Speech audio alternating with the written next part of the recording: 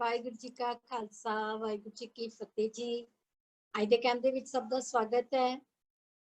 तो सब तो पहला रोज की तरह कैंप में जाप की सेवा की आरंभता करेंगे जी रमनदीप कौर जी EPP नंबर 16177 बरनाला तो।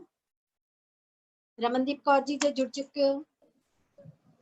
मैं वाहिगुरू जी का खालसा वाहिगुरू जी की फतेह जी। जी की फतेह जी। एक ओंकार सतनाम करता पुरख निरभव निर्वैर अकाल मूरत अजूनी सैभं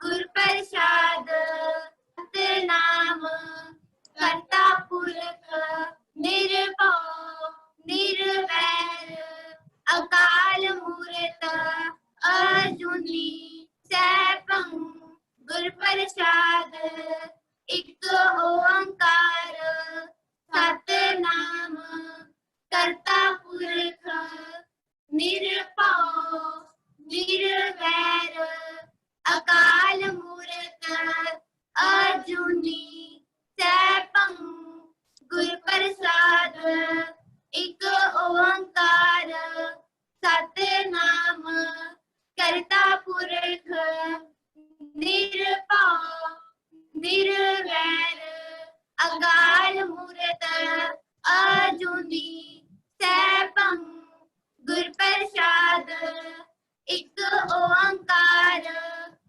सतनाम करता पुरख निरभव निर्वैर अकाल मूरत अजूनी सैभं गुर प्रसाद एक ओंकार सतनाम करता पुरख निरभव निर्वैर अकाल मूरत अजूनी सैभं गुर प्रसाद वाहेगुरु वाहेगुरु वाहेगुरु वाहेगुरु वाहेगुरु वाहेगुरु जी का खालसा वाहेगुरु जी की फतेह जी।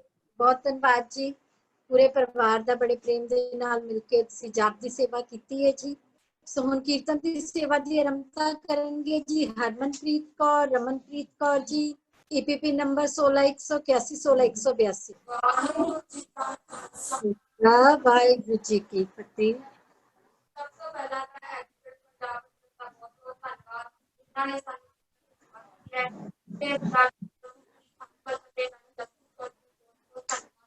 ਜਿਹੜੇ ਇਸ ਲੋਕਾਂ ਦੇ ਸੰਦੇ ਸਾਨੂੰ ਬਹੁਤ ਸਿੱਖਿਆ ਦੇ ਰਹੇ ਨੇ। ਸਾਡਾ ਜੋ ਨਾਮ ਹੈ ਤੇ ਸਾਡੇ ਵਰਸ ਦਾ ਨਾਮ ਸਿੰਘ ਹੈ। ਅੱਜ ਅਸੀਂ ਭਾਵੇਂ ਸ਼ਬਦ ਬੜਾ ਮਸਰਾ ਦੇ ਕਰਕੇ ਸਰਵਣ ਕਰਨਾ ਚਾਹੀਦਾ। ਵਾਹਿਗੁਰੂ ਜੀ ਕਾ ਖਾਲਸਾ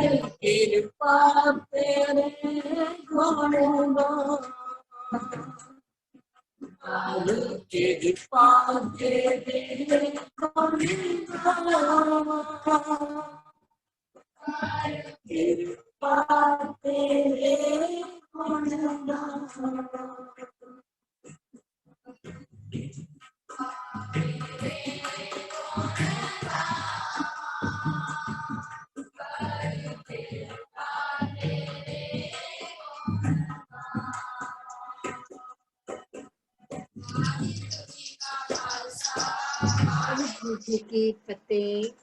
बहुत बहुत धन्यवाद जी पूरे जत्थे ਦਾ ਜਿਨ੍ਹਾਂ ਨੇ ਬੜੇ ਪ੍ਰੇਮ ਦੇ ਨਾਲ ਜੋ ਸ਼ਬਦ ਆ ਉਹ ਸਰਵਨ ਕਰਵਾਇਆ ਜੀ। ਸੋ ਅੱਜ ਦੇ ਕੈਂਪ ਦੀ ਸ਼ੁਰੂਆਤ ਕਰਦੇ ਹਾਂ ਜੀ। ਸਾਡੇ ਕੋਲ ਤਕਰੀਬਨ 400 ਦੇ ਕਰੀਬ ਜੋ ਵਿਦਿਆਰਥੀ ਨੇ ਉਹ ਜੁੜ ਬੈਠੇ ਨੇ ਔਰ ਸਾਰੇ ਬੱਚਿਆਂ ਨੂੰ ਬੇਨਤੀ ਹੈ ਜਿਨ੍ਹਾਂ ਨੇ ਆਪਣੀ ਅਟੈਂਡੈਂਸ ਅਜੇ ਤੱਕ ਨਹੀਂ ਲਗਾਈ ਕਿਰਪਾ ਕਰਕੇ ਅਟੈਂਡੈਂਸ ਲਗਾ ਦੇਣ ਜੀ। ਇਸ ਤੋਂ ਬਾਅਦ ਜਿਹੜੀ ਚੈਟ ਹੈ ਉਹ ਥੋੜੀ ਦੇਰ ਲਈ ਬੰਦ ਕਰ ਦਿੱਤੀ ਜਾਏਗੀ ਔਰ ਅੱਜ ਸਾਡੇ ਨਾਲ ਮੁੱਖ ਬੁਲਾਰੇ ਦੇ ਤੌਰ ਤੇ ਜੁੜ ਰਹੇ ਨੇ ਜੀ ਭਾਈ ਸਾਹਿਬ ਭਾਈ ਗੁਰਦੀਪ ਸਿੰਘ ਜੀ ਕਪੂਰਥਲੇ ਵਾਲੇ, ਜਿਨ੍ਹਾਂ ਨੂੰ ਅਸੀਂ ਇਹਨਾਂ ਦੀਆਂ ਕਥਾਵਾਂ ਬਹੁਤ ਬੜੇ ਪ੍ਰੇਮ ਦੇ ਨਾਲ ਜਿਹੜੀ ਗੁਰਬਾਣੀ ਦੀ ਵਿਆਖਿਆ ਕਰਦੇ ਨੇ, ਜਿਹੜੀ ਕਥਾ ਕਰਦੇ ਨੇ, ਬਹੁਤ ਹੀ ਪ੍ਰੇਮ ਦੇ ਨਾਲ ਕਰਦੇ ਨੇ। ਬੜਾ ਆਨੰਦ ਆਉਂਦਾ ਸੁਣ ਕੇ। ਸੋ ਇਹਨਾਂ ਨੂੰ ਬੇਨਤੀ ਕੀਤੀ ਗਈ ਸੀ ਕੈਂਪ ਦੇ ਵਿੱਚ ਜੁੜਨ ਦੇ ਲਈ, ਔਰ ਇਹਨਾਂ ਨੇ ਭਾਈ ਜਸਵੀਰ ਸਿੰਘ ਜੀ ਦੀ ਬੇਨਤੀ ਨੂੰ ਪ੍ਰਵਾਨ ਕਰਕੇ ਅੱਜ ਬੱਚਿਆਂ ਦੇ ਨਾਲ ਹਾਜ਼ਰੀ ਭਰ ਰਹੇ ਨੇ ਜੀ। ਔਰ ਭਾਈ ਸਾਹਿਬ ਜੀ ਦਾ ਵਿਸ਼ਾ ਹੈ ਗੁਰੂ ਰਾਮਦਾਸ ਜੀ ਦਾ ਜੀਵਨ, ਜੋ ਸਾਡੇ ਚੌਥੇ ਪਾਤਸ਼ਾਹ ਹੋਏ ਨੇ ਗੁਰੂ ਰਾਮਦਾਸ ਜੀ। ਉਹਨਾਂ ਦੇ ਜੀਵਨ ਬਾਰੇ ਸਾਰੇ ਵਿਦਿਆਰਥੀਆਂ ਦੇ ਨਾਲ ਚਾਨਣਾ ਪਾਣਗੇ ਜੀ। ਮੈਂ ਸਾਰੇ ਵਿਦਿਆਰਥੀਆਂ ਨੂੰ ਬੇਨਤੀ ਕਰਾਂਗੀ ਕਿ ਆਪਣੀ ਗਿਆਨ ਗੋਲਕ ਜਿਹੜੀ ਹੈ, ਜਿਹੜੀ ਤੁਹਾਡੀ ਕਾਪੀਆਂ ਨੇ, ਉਹਨਾਂ ਨੂੰ ਖੋਲ ਕੇ ਰੱਖਣਾ, ਔਰ ਜੋ ਵੀਰ ਜੀ ਦੱਸਣਗੇ ਸਾਨੂੰ ਜ਼ਰੂਰ ਉਹਦੇ ਤੇ ਗੱਲਾਂ ਨੂੰ ਨੋਟ ਕਰੀਏ। ਗੁਰੂ ਸਾਹਿਬ ਜੀ ਦੇ ਜੀਵਨ ਦੇ ਵਿੱਚੋਂ ਜੋ ਸਿੱਖਿਆਵਾਂ ਮਿਲਦੀਆਂ ਉਹਨਾਂ ਨੂੰ ਨੋਟ ਕਰੀਏ, ਤਾਂ ਕਿ ਉਹਨਾਂ ਨੂੰ ਪੜ੍ਹ ਕੇ ਅਸੀਂ ਆਪਣੇ ਜੀਵਨ ਦੇ ਵਿੱਚ ਅਮਲ ਕਰ ਸਕੀਏ। ਸੋ ਬਹੁਤ ਬਹੁਤ ਸਵਾਗਤ ਹੈ ਜੀ ਭਾਈ ਸਾਹਿਬ ਭਾਈ ਗੁਰਦੀਪ ਸਿੰਘ ਜੀ ਦਾ ਇਸ ਕੈਂਪ ਦੇ ਵਿੱਚ। ਸੋ ਹੁਣ ਭਾਈ ਸਾਹਿਬ ਜੀ ਨੂੰ ਬੇਨਤੀ ਹੈ ਕਿ ਉਹ ਵਿਚਾਰਾਂ ਦੀ ਸਾਂਝ ਕਰਨਗੇ ਜੀ। ਵਾਹਿਗੁਰੂ ਜੀ ਕਾ ਖਾਲਸਾ, ਵਾਹਿਗੁਰੂ ਜੀ ਕੀ ਫਤਿਹ। ਸਾਰੇ ਗੁਰਮੁਖ ਪਿਆਰਿਆਂ ਨੂੰ, ਸਮੂਹ ਬੱਚਿਆਂ ਨੂੰ, ਗੁਰਸਿੱਖ ਸਾਧ ਸੰਗਤ ਨੂੰ ਵਾਹਿਗੁਰੂ ਜੀ ਕਾ ਖਾਲਸਾ, ਵਾਹਿਗੁਰੂ ਜੀ ਕੀ ਫਤਿਹ। ਆਪ ਸਾਰੇ ਹੀ ਵਧਾਈ ਦੇ ਪਾਤਰ ਹੋ, ਜੋ ਆਪਣਾ ਕੀਮਤੀ ਸਮਾਂ ਰੁਝੇਵਿਆਂ ਭਰੀ ਜ਼ਿੰਦਗੀ ਦੇ ਵਿੱਚੋਂ ਇਹ ਪਲ ਜਿਹੜੇ ਆ ਗੁਰੂ ਸਾਹਿਬ ਦੇ ਚਰਨਾਂ ਦੇ ਨਾਲ ਜੋੜ ਕੇ ਜ਼ਿੰਦਗੀ ਨੂੰ ਸਫਲ ਕਰਦੇ। ਸਤਿਗੁਰੂ ਮਹਾਰਾਜ ਤੇ ਸਾਨੂੰ ਇਹ ਗੱਲ ਵਾਰ-ਵਾਰ ਸਮਝਾਉਂਦੇ ਆ। ਗੁਰੂ ਰਾਮਦਾਸ ਸਤਿਗੁਰੂ ਦੇ ਹੀ ਬਚਨ ਨੇ, ਆਉਦ ਘਟੈ ਦਿਨਸ ਰਹਿਣਾਰੇ, ਮਨ ਗੁਰ ਮਿਲ ਕਾਜ ਸਵਾਰੇ। ਆਉਦ ਮੈਨਾ ਹੁੰਦਾ ਉਮਰ, ਜਿਹੜੀ ਜੀਵਨ ਦੀ ਉਮਰ ਆ, ਜਿਹੜੀ ਜ਼ਿੰਦਗੀ ਆ, ਸਾਡੇ ਸਵਾਸ ਆ, ਉਹ ਦਿਨ ਬ ਦਿਨ ਜਿਹੜੇ ਉਹ ਘਟਦੇ ਜਾ ਰਹੇ। ਤੇ ਸਤਿਗੁਰੂ ਕਹਿੰਦੇ ਆ, ਮੇਰੇ ਮਨਾ ਗੁਰੂ ਨਾਲ ਜੁੜ ਕੇ ਆਪਣੇ ਜੀਵਨ ਦੇ ਕਾਰਜ ਨੂੰ ਸਵਾਰ। ਅੱਜ ਆਪਾਂ ਨੂੰ ਜਿਹੜਾ ਵਿਸ਼ਾ ਗੁਰੂ ਪਿਆਰਿਆਂ ਨੇ ਬਖਸ਼ਿਸ਼ ਕੀਤਾ ਆ, ਉਹ ਹੈ ਸਾਡੇ ਚੌਥੇ ਸਤਿਗੁਰੂ ਧੰਨ ਧੰਨ ਸ੍ਰੀ ਗੁਰੂ ਰਾਮਦਾਸ ਮਹਾਰਾਜ ਸੱਚੇ ਪਾਤਸ਼ਾਹ ਜੀ ਦੇ ਜੀਵਨ ਦੇ ਸੰਬੰਧ। ਤੇ ਗੁਰੂ ਰਾਮਦਾਸ ਮਹਾਰਾਜ ਤੇ ਇਹ ਗੱਲ ਵਾਰ-ਵਾਰ ਕਹਿੰਦੇ ਆ ਵੀ ਗੁਰੂ ਨੂੰ ਮਿਲ ਕੇ, ਗੁਰੂ ਦੇ ਹੋ ਕੇ, ਗੁਰੂ ਦੇ ਚਰਨਾਂ ਵਿੱਚ ਜਦੋਂ ਕੋਈ ਆਪਾਂ ਆਪ ਭੇਟ ਕਰਦਾ ਆ ਤੇ ਸਤਿਗੁਰੂ ਫਿਰ ਉਹਦੀ ਜ਼ਿੰਦਗੀ ਨੂੰ ਪਾਰ ਲਾ ਦਿੰਦੇ ਆ। ਮੈਂ ਜੀਵਨ ਹਜ਼ੂਰ ਦਾ ਸਾਂਝਾ ਕਰਨ ਤੋਂ ਪਹਿਲਾਂ ਇੱਕ ਸਾਰੀ ਉਦਾਹਰਨ ਬੱਚਿਆਂ ਨੂੰ ਦੇਣੀ ਚਾਹੁੰਦਾ ਆ। ਸਾਰੇ ਬੱਚਿਆਂ ਨੂੰ ਇਹ ਉਦਾਹਰਨ ਕਵਾਂ, ਆਪਾਂ ਸਾਰੇ ਜਿੰਨੇ ਆ ਦੁਨੀਆ ਤੇ ਰਹਿਣ ਵਾਲੇ ਰੋਜ਼ ਦੋ ਤਰ੍ਹਾਂ ਦਾ ਸਫ਼ਰ ਤੈਅ ਕਰਦੇ। ਹਰ ਬੰਦਾ, ਭਾਵੇਂ ਉਹ ਗਰੀਬ ਹੈ, ਭਾਵੇਂ ਅਮੀਰ ਹੈ, ਭਾਵੇਂ ਜਿੱਦਾਂ ਦਾ ਮਰਜ਼ੀ ਹੋਏ, ਦੋ ਤਰ੍ਹਾਂ ਦਾ ਸਫ਼ਰ ਉਹ ਆਪਣੇ ਜੀਵਨ ਵਿੱਚ ਕਰਦਾ ਹੈ। ਇੱਕ ਸਫ਼ਰ ਆ ਆਪਣੇ ਘਰ ਦੇ ਕਮਰੇ ਤੋਂ ਤੁਰ ਕੇ, ਜਿੱਥੇ ਆਪਾਂ ਰਹਿੰਦੇ ਹਾਂ, ਘਰ ਵਿੱਚ ਸੌਂਦੇ ਹਾਂ, ਆਪਣੇ ਕਮਰੇ ਤੋਂ ਚੱਲ ਕੇ ਸਾਧਨ ਤੱਕ ਜਾਣਾ। ਜਿਹੜਾ ਬਾਹਰ ਸਾਧਨ ਖੜੋਤਾ, ਉਹ ਸਾਈਕਲ ਹੈ, ਮੋਟਰਸਾਈਕਲ ਹੈ, ਕਾਰ ਹੈ, ਜਾਂ ਆਪਾਂ ਕਹੀਏ ਬੱਸ ਹੈ, ਟ੍ਰੇਨ ਹੈ, ਕੋਈ ਵੀ ਜਿਹੜਾ ਸਾਧਨ ਆ, ਜਦੋਂ ਆਪਾਂ ਉਹਦੇ ਤੱਕ ਜਾਂਦੇ ਆ, ਇੱਕ ਸਫ਼ਰ ਉਹ ਆ। ਦੂਜਾ ਸਫ਼ਰ ਆ ਜਦੋਂ ਅਸੀਂ ਸਾਧਨ ਤੇ ਸਵਾਰ ਹੋ ਜਾਈਦਾ, ਜਿਵੇਂ ਟ੍ਰੇਨ 'ਚ ਬੈਠ ਗਏ, ਬੱਸ ਵਿੱਚ ਬੈਠ ਗਏ, ਗੱਡੀ 'ਚ ਬੈਠ ਗਏ। ਫਿਰ ਸਾਨੂੰ ਮਿਹਨਤ ਜਿਹੜੀ ਉਹ ਘੱਟ ਕਰਨੀ ਪੈਂਦੀ ਆ, ਜਿੰਨਾ ਤੁਰ ਕੇ ਸਫ਼ਰ ਕਰਨਾ ਪੈਂਦਾ ਹੈ। ਤੁਰਨ ਨਾਲ ਜਿਹੜੀ ਥਕਾਵਟ ਹੁੰਦੀ ਆ, ਉਹ ਤੋਂ ਸੌਖਾ ਆ ਬੈਠ ਕੇ ਸਫ਼ਰ ਤੈਅ ਕਰ ਲੈਣਾ। ਇਹਦੇ ਭਾਵ ਅਰਥ ਇਹ ਬਣਦੇ ਆ, ਇੱਕ ਸਫ਼ਰ ਸਾਡੀ ਜ਼ਿੰਦਗੀ ਦਾ, ਜੀਵਨ ਦਾ ਉਹ ਆ ਜਿਹੜਾ ਅਸੀਂ ਚੱਲ ਕੇ ਗੁਰੂ ਤੱਕ ਜਾਣਾ ਹੈ,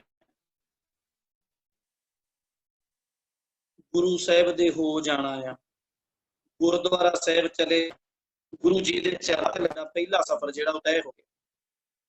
ਜਿਹੜਾ ਦੂਸਰਾ ਸਫ਼ਰ ਆ, ਉਹ ਆਪਣਾ ਆਪ ਸਤਿਗੁਰੂ ਨੂੰ ਭੇਟ ਕਰ ਦਿੱਤਾ ਆ। ਹੁਣ ਸਤਿਗੁਰੂ ਦੀ ਮੌਜ ਹੈ, ਸਤਿਗੁਰੂ ਦਾ ਕਰਮ ਹੈ, ਸਤਿਗੁਰੂ ਦੀ ਰਹਿਮਤ ਆ, ਉਹ ਸਾਨੂੰ ਮੰਜ਼ਿਲ ਤੇ ਜ਼ਰੂਰ ਲੈ ਕੇ ਜਾਏਗਾ। ਇਵੇਂ ਹੀ ਧੰਨ ਗੁਰੂ ਰਾਮਦਾਸ ਮਹਾਰਾਜ ਜੀ ਨਾਲ ਹੋਇਆ। ਸੱਚੇ ਪਾਤਸ਼ਾਹ ਜੀ ਦਾ ਜਿਹੜਾ ਪਿਛੋਕੜ ਆ ਉਹ ਧਰਤੀ ਆ ਲਾਹੌਰ ਦੀ। ਲਾਹੌਰ ਦੀ ਧਰਤੀ ਤੇ ਗੁਰੂ ਸਾਹਿਬਾਂ ਦੇ ਵਿੱਚੋਂ ਸਭ ਤੋਂ ਪਹਿਲਾਂ ਚਰਨ ਪਏ ਧੰਨ ਧੰਨ ਸਤਿਗੁਰੂ ਗੁਰੂ ਨਾਨਕ ਸਾਹਿਬ ਮਹਾਰਾਜ।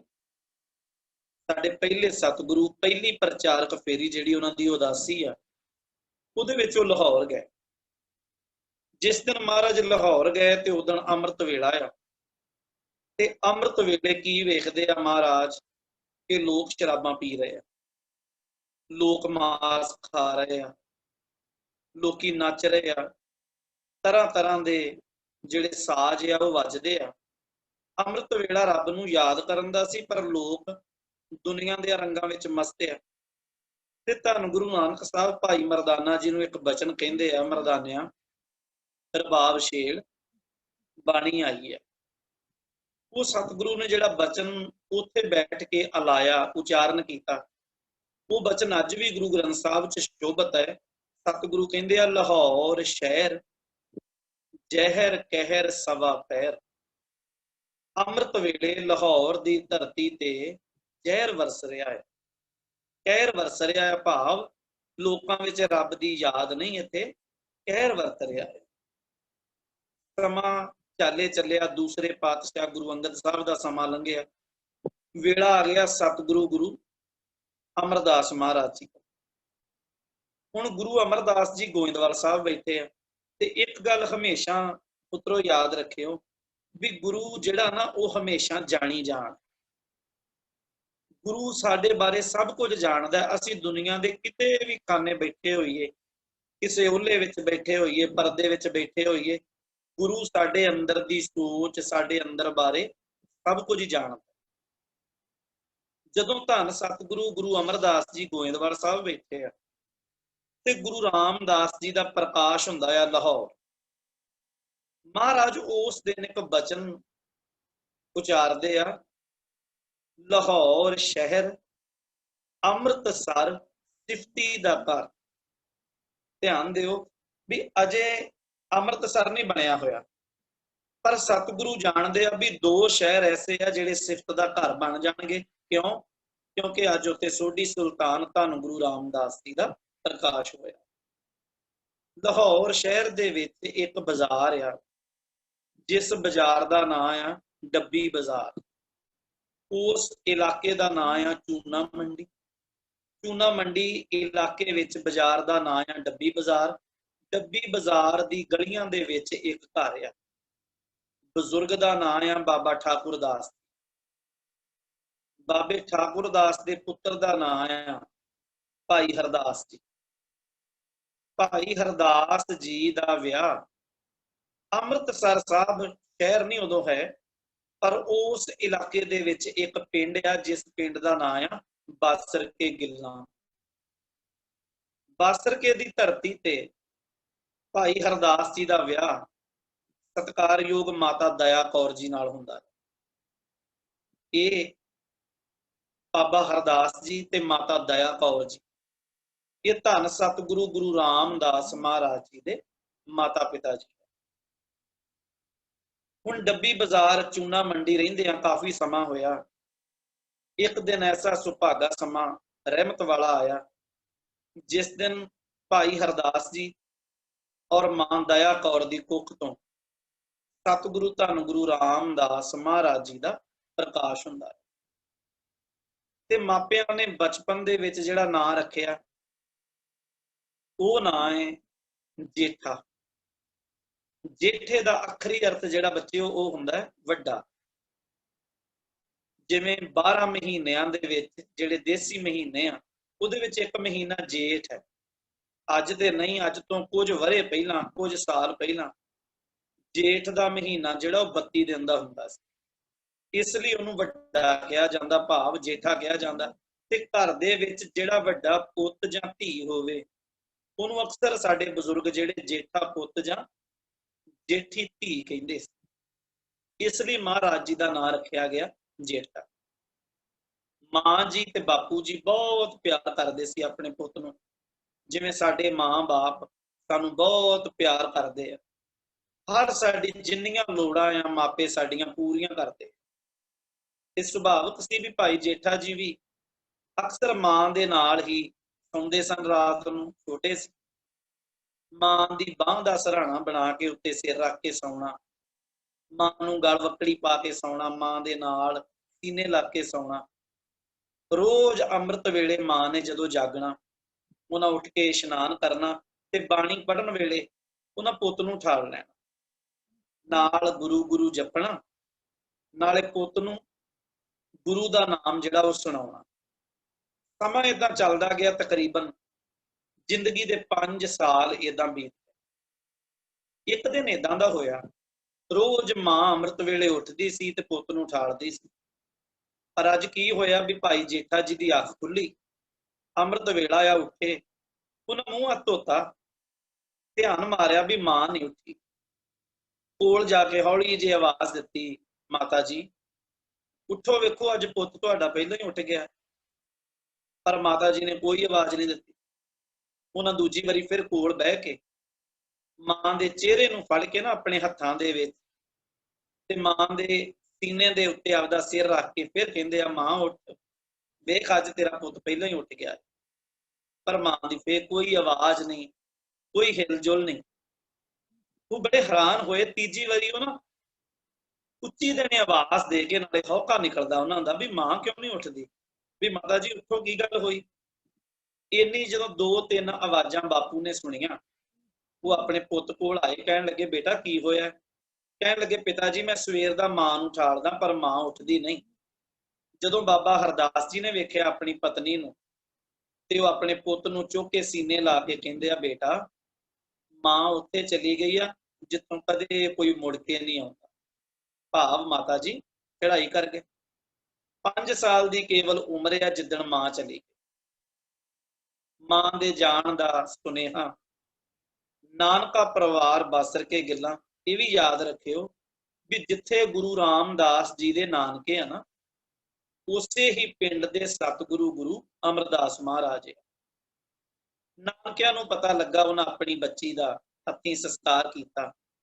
ਕੁਝ ਦਿਨ ਲੰਘੇ ਤੇ ਜਿਹੜੀ ਗੁਰੂ ਰਾਮਦਾਸ ਸਾਹਿਬ ਜੀ ਦੀ ਨਾਨੀ ਆ, ਉਹ ਗੁਰੂ ਰਾਮਦਾਸ ਦੇ ਪਿਤਾ ਜੀ ਨੂੰ, ਭਾਵ ਆਪਣੇ ਜਵਾਈ ਨੂੰ, ਪ੍ਰਾਹੁਣੇ ਨੂੰ ਕਹਿਣ ਲੱਗੇ, ਬੇਟਾ ਵੀ ਮੇਰਾ ਪੁੱਤ ਬਹੁਤ ਛੋਟਾ ਜਿਹਾ ਆ, ਜਿਹੜਾ ਜੇਠਾ ਆ, ਹੋ ਸਕਦਾ ਹੈ ਵੀ ਕਦੀ ਮਾਂ ਦੇ ਨਾਲ ਇਹਨੇ ਰੋਸੇ ਵੀ ਕੀਤੇ ਹੋਣ, ਮਾਂ ਦੇ ਨਾਲ ਕਦੀ ਬੈਠਾ ਹੋਇਆ, ਕਦੀ ਜਿੱਦ ਵੀ ਕੀਤੀ ਹੋਏਗੀ। ਪਰ ਏਦਾਂ ਆ ਵੀ ਤੂੰ ਇਸ ਮੇਰੇ ਬੱਚੇ ਨੂੰ ਕਦੇ ਝਿੜਕੀ ਨਾ, ਇਹਨੂੰ ਹਮੇਸ਼ਾ ਆਪਦੇ ਸੀਨੇ ਨਾਲ ਲਾ ਕੇ ਰੱਖੀ, ਕਿਉਂਕਿ ਮਾਂ ਵਾਲਾ ਪਿਆਰ ਵੀ ਤੂੰ ਦੇਣਾ ਤੇ ਬਾਪੂ ਵਾਲਾ ਪਿਆਰ ਵੀ ਤੂੰ ਦੇਣਾ। ਬਾਬਾ ਹਰਦਾਸ ਜੀ ਨੇ ਆਪਣੇ ਪੁੱਤ ਨੂੰ ਬੜਾ ਸਤਿਕਾਰ ਦਿੱਤਾ, ਬੜਾ ਹੀ ਪਿਆਰ ਦਿੱਤਾ, ਬੜੇ ਲਾਡ ਲਡਾਏ। ਹੌਲੀ ਹੌਲੀ ਸਮਾਂ ਆਪਣੀ ਚਾਲੇ ਤੁਰਿਆ ਗਿਆ। 7 ਸਾਲ ਦੇ ਜਿੱਦਣ ਹੋਏ ਗੁਰੂ ਰਾਮਦਾਸ ਜੀ, ਭਾਈ ਜੇਠਾ ਜੀ, ਅੱਜ ਐਸੀ ਘਟਨਾ ਘਟੀ ਕਿ ਗੁਰੂ ਰਾਮਦਾਸ ਦੇ ਪਿਤਾ ਜੀ ਵੀ 7 ਸਾਲ ਦੀ ਉਮਰ ਵਿੱਚ ਚੜ੍ਹਾਈ ਕਰ ਗਏ।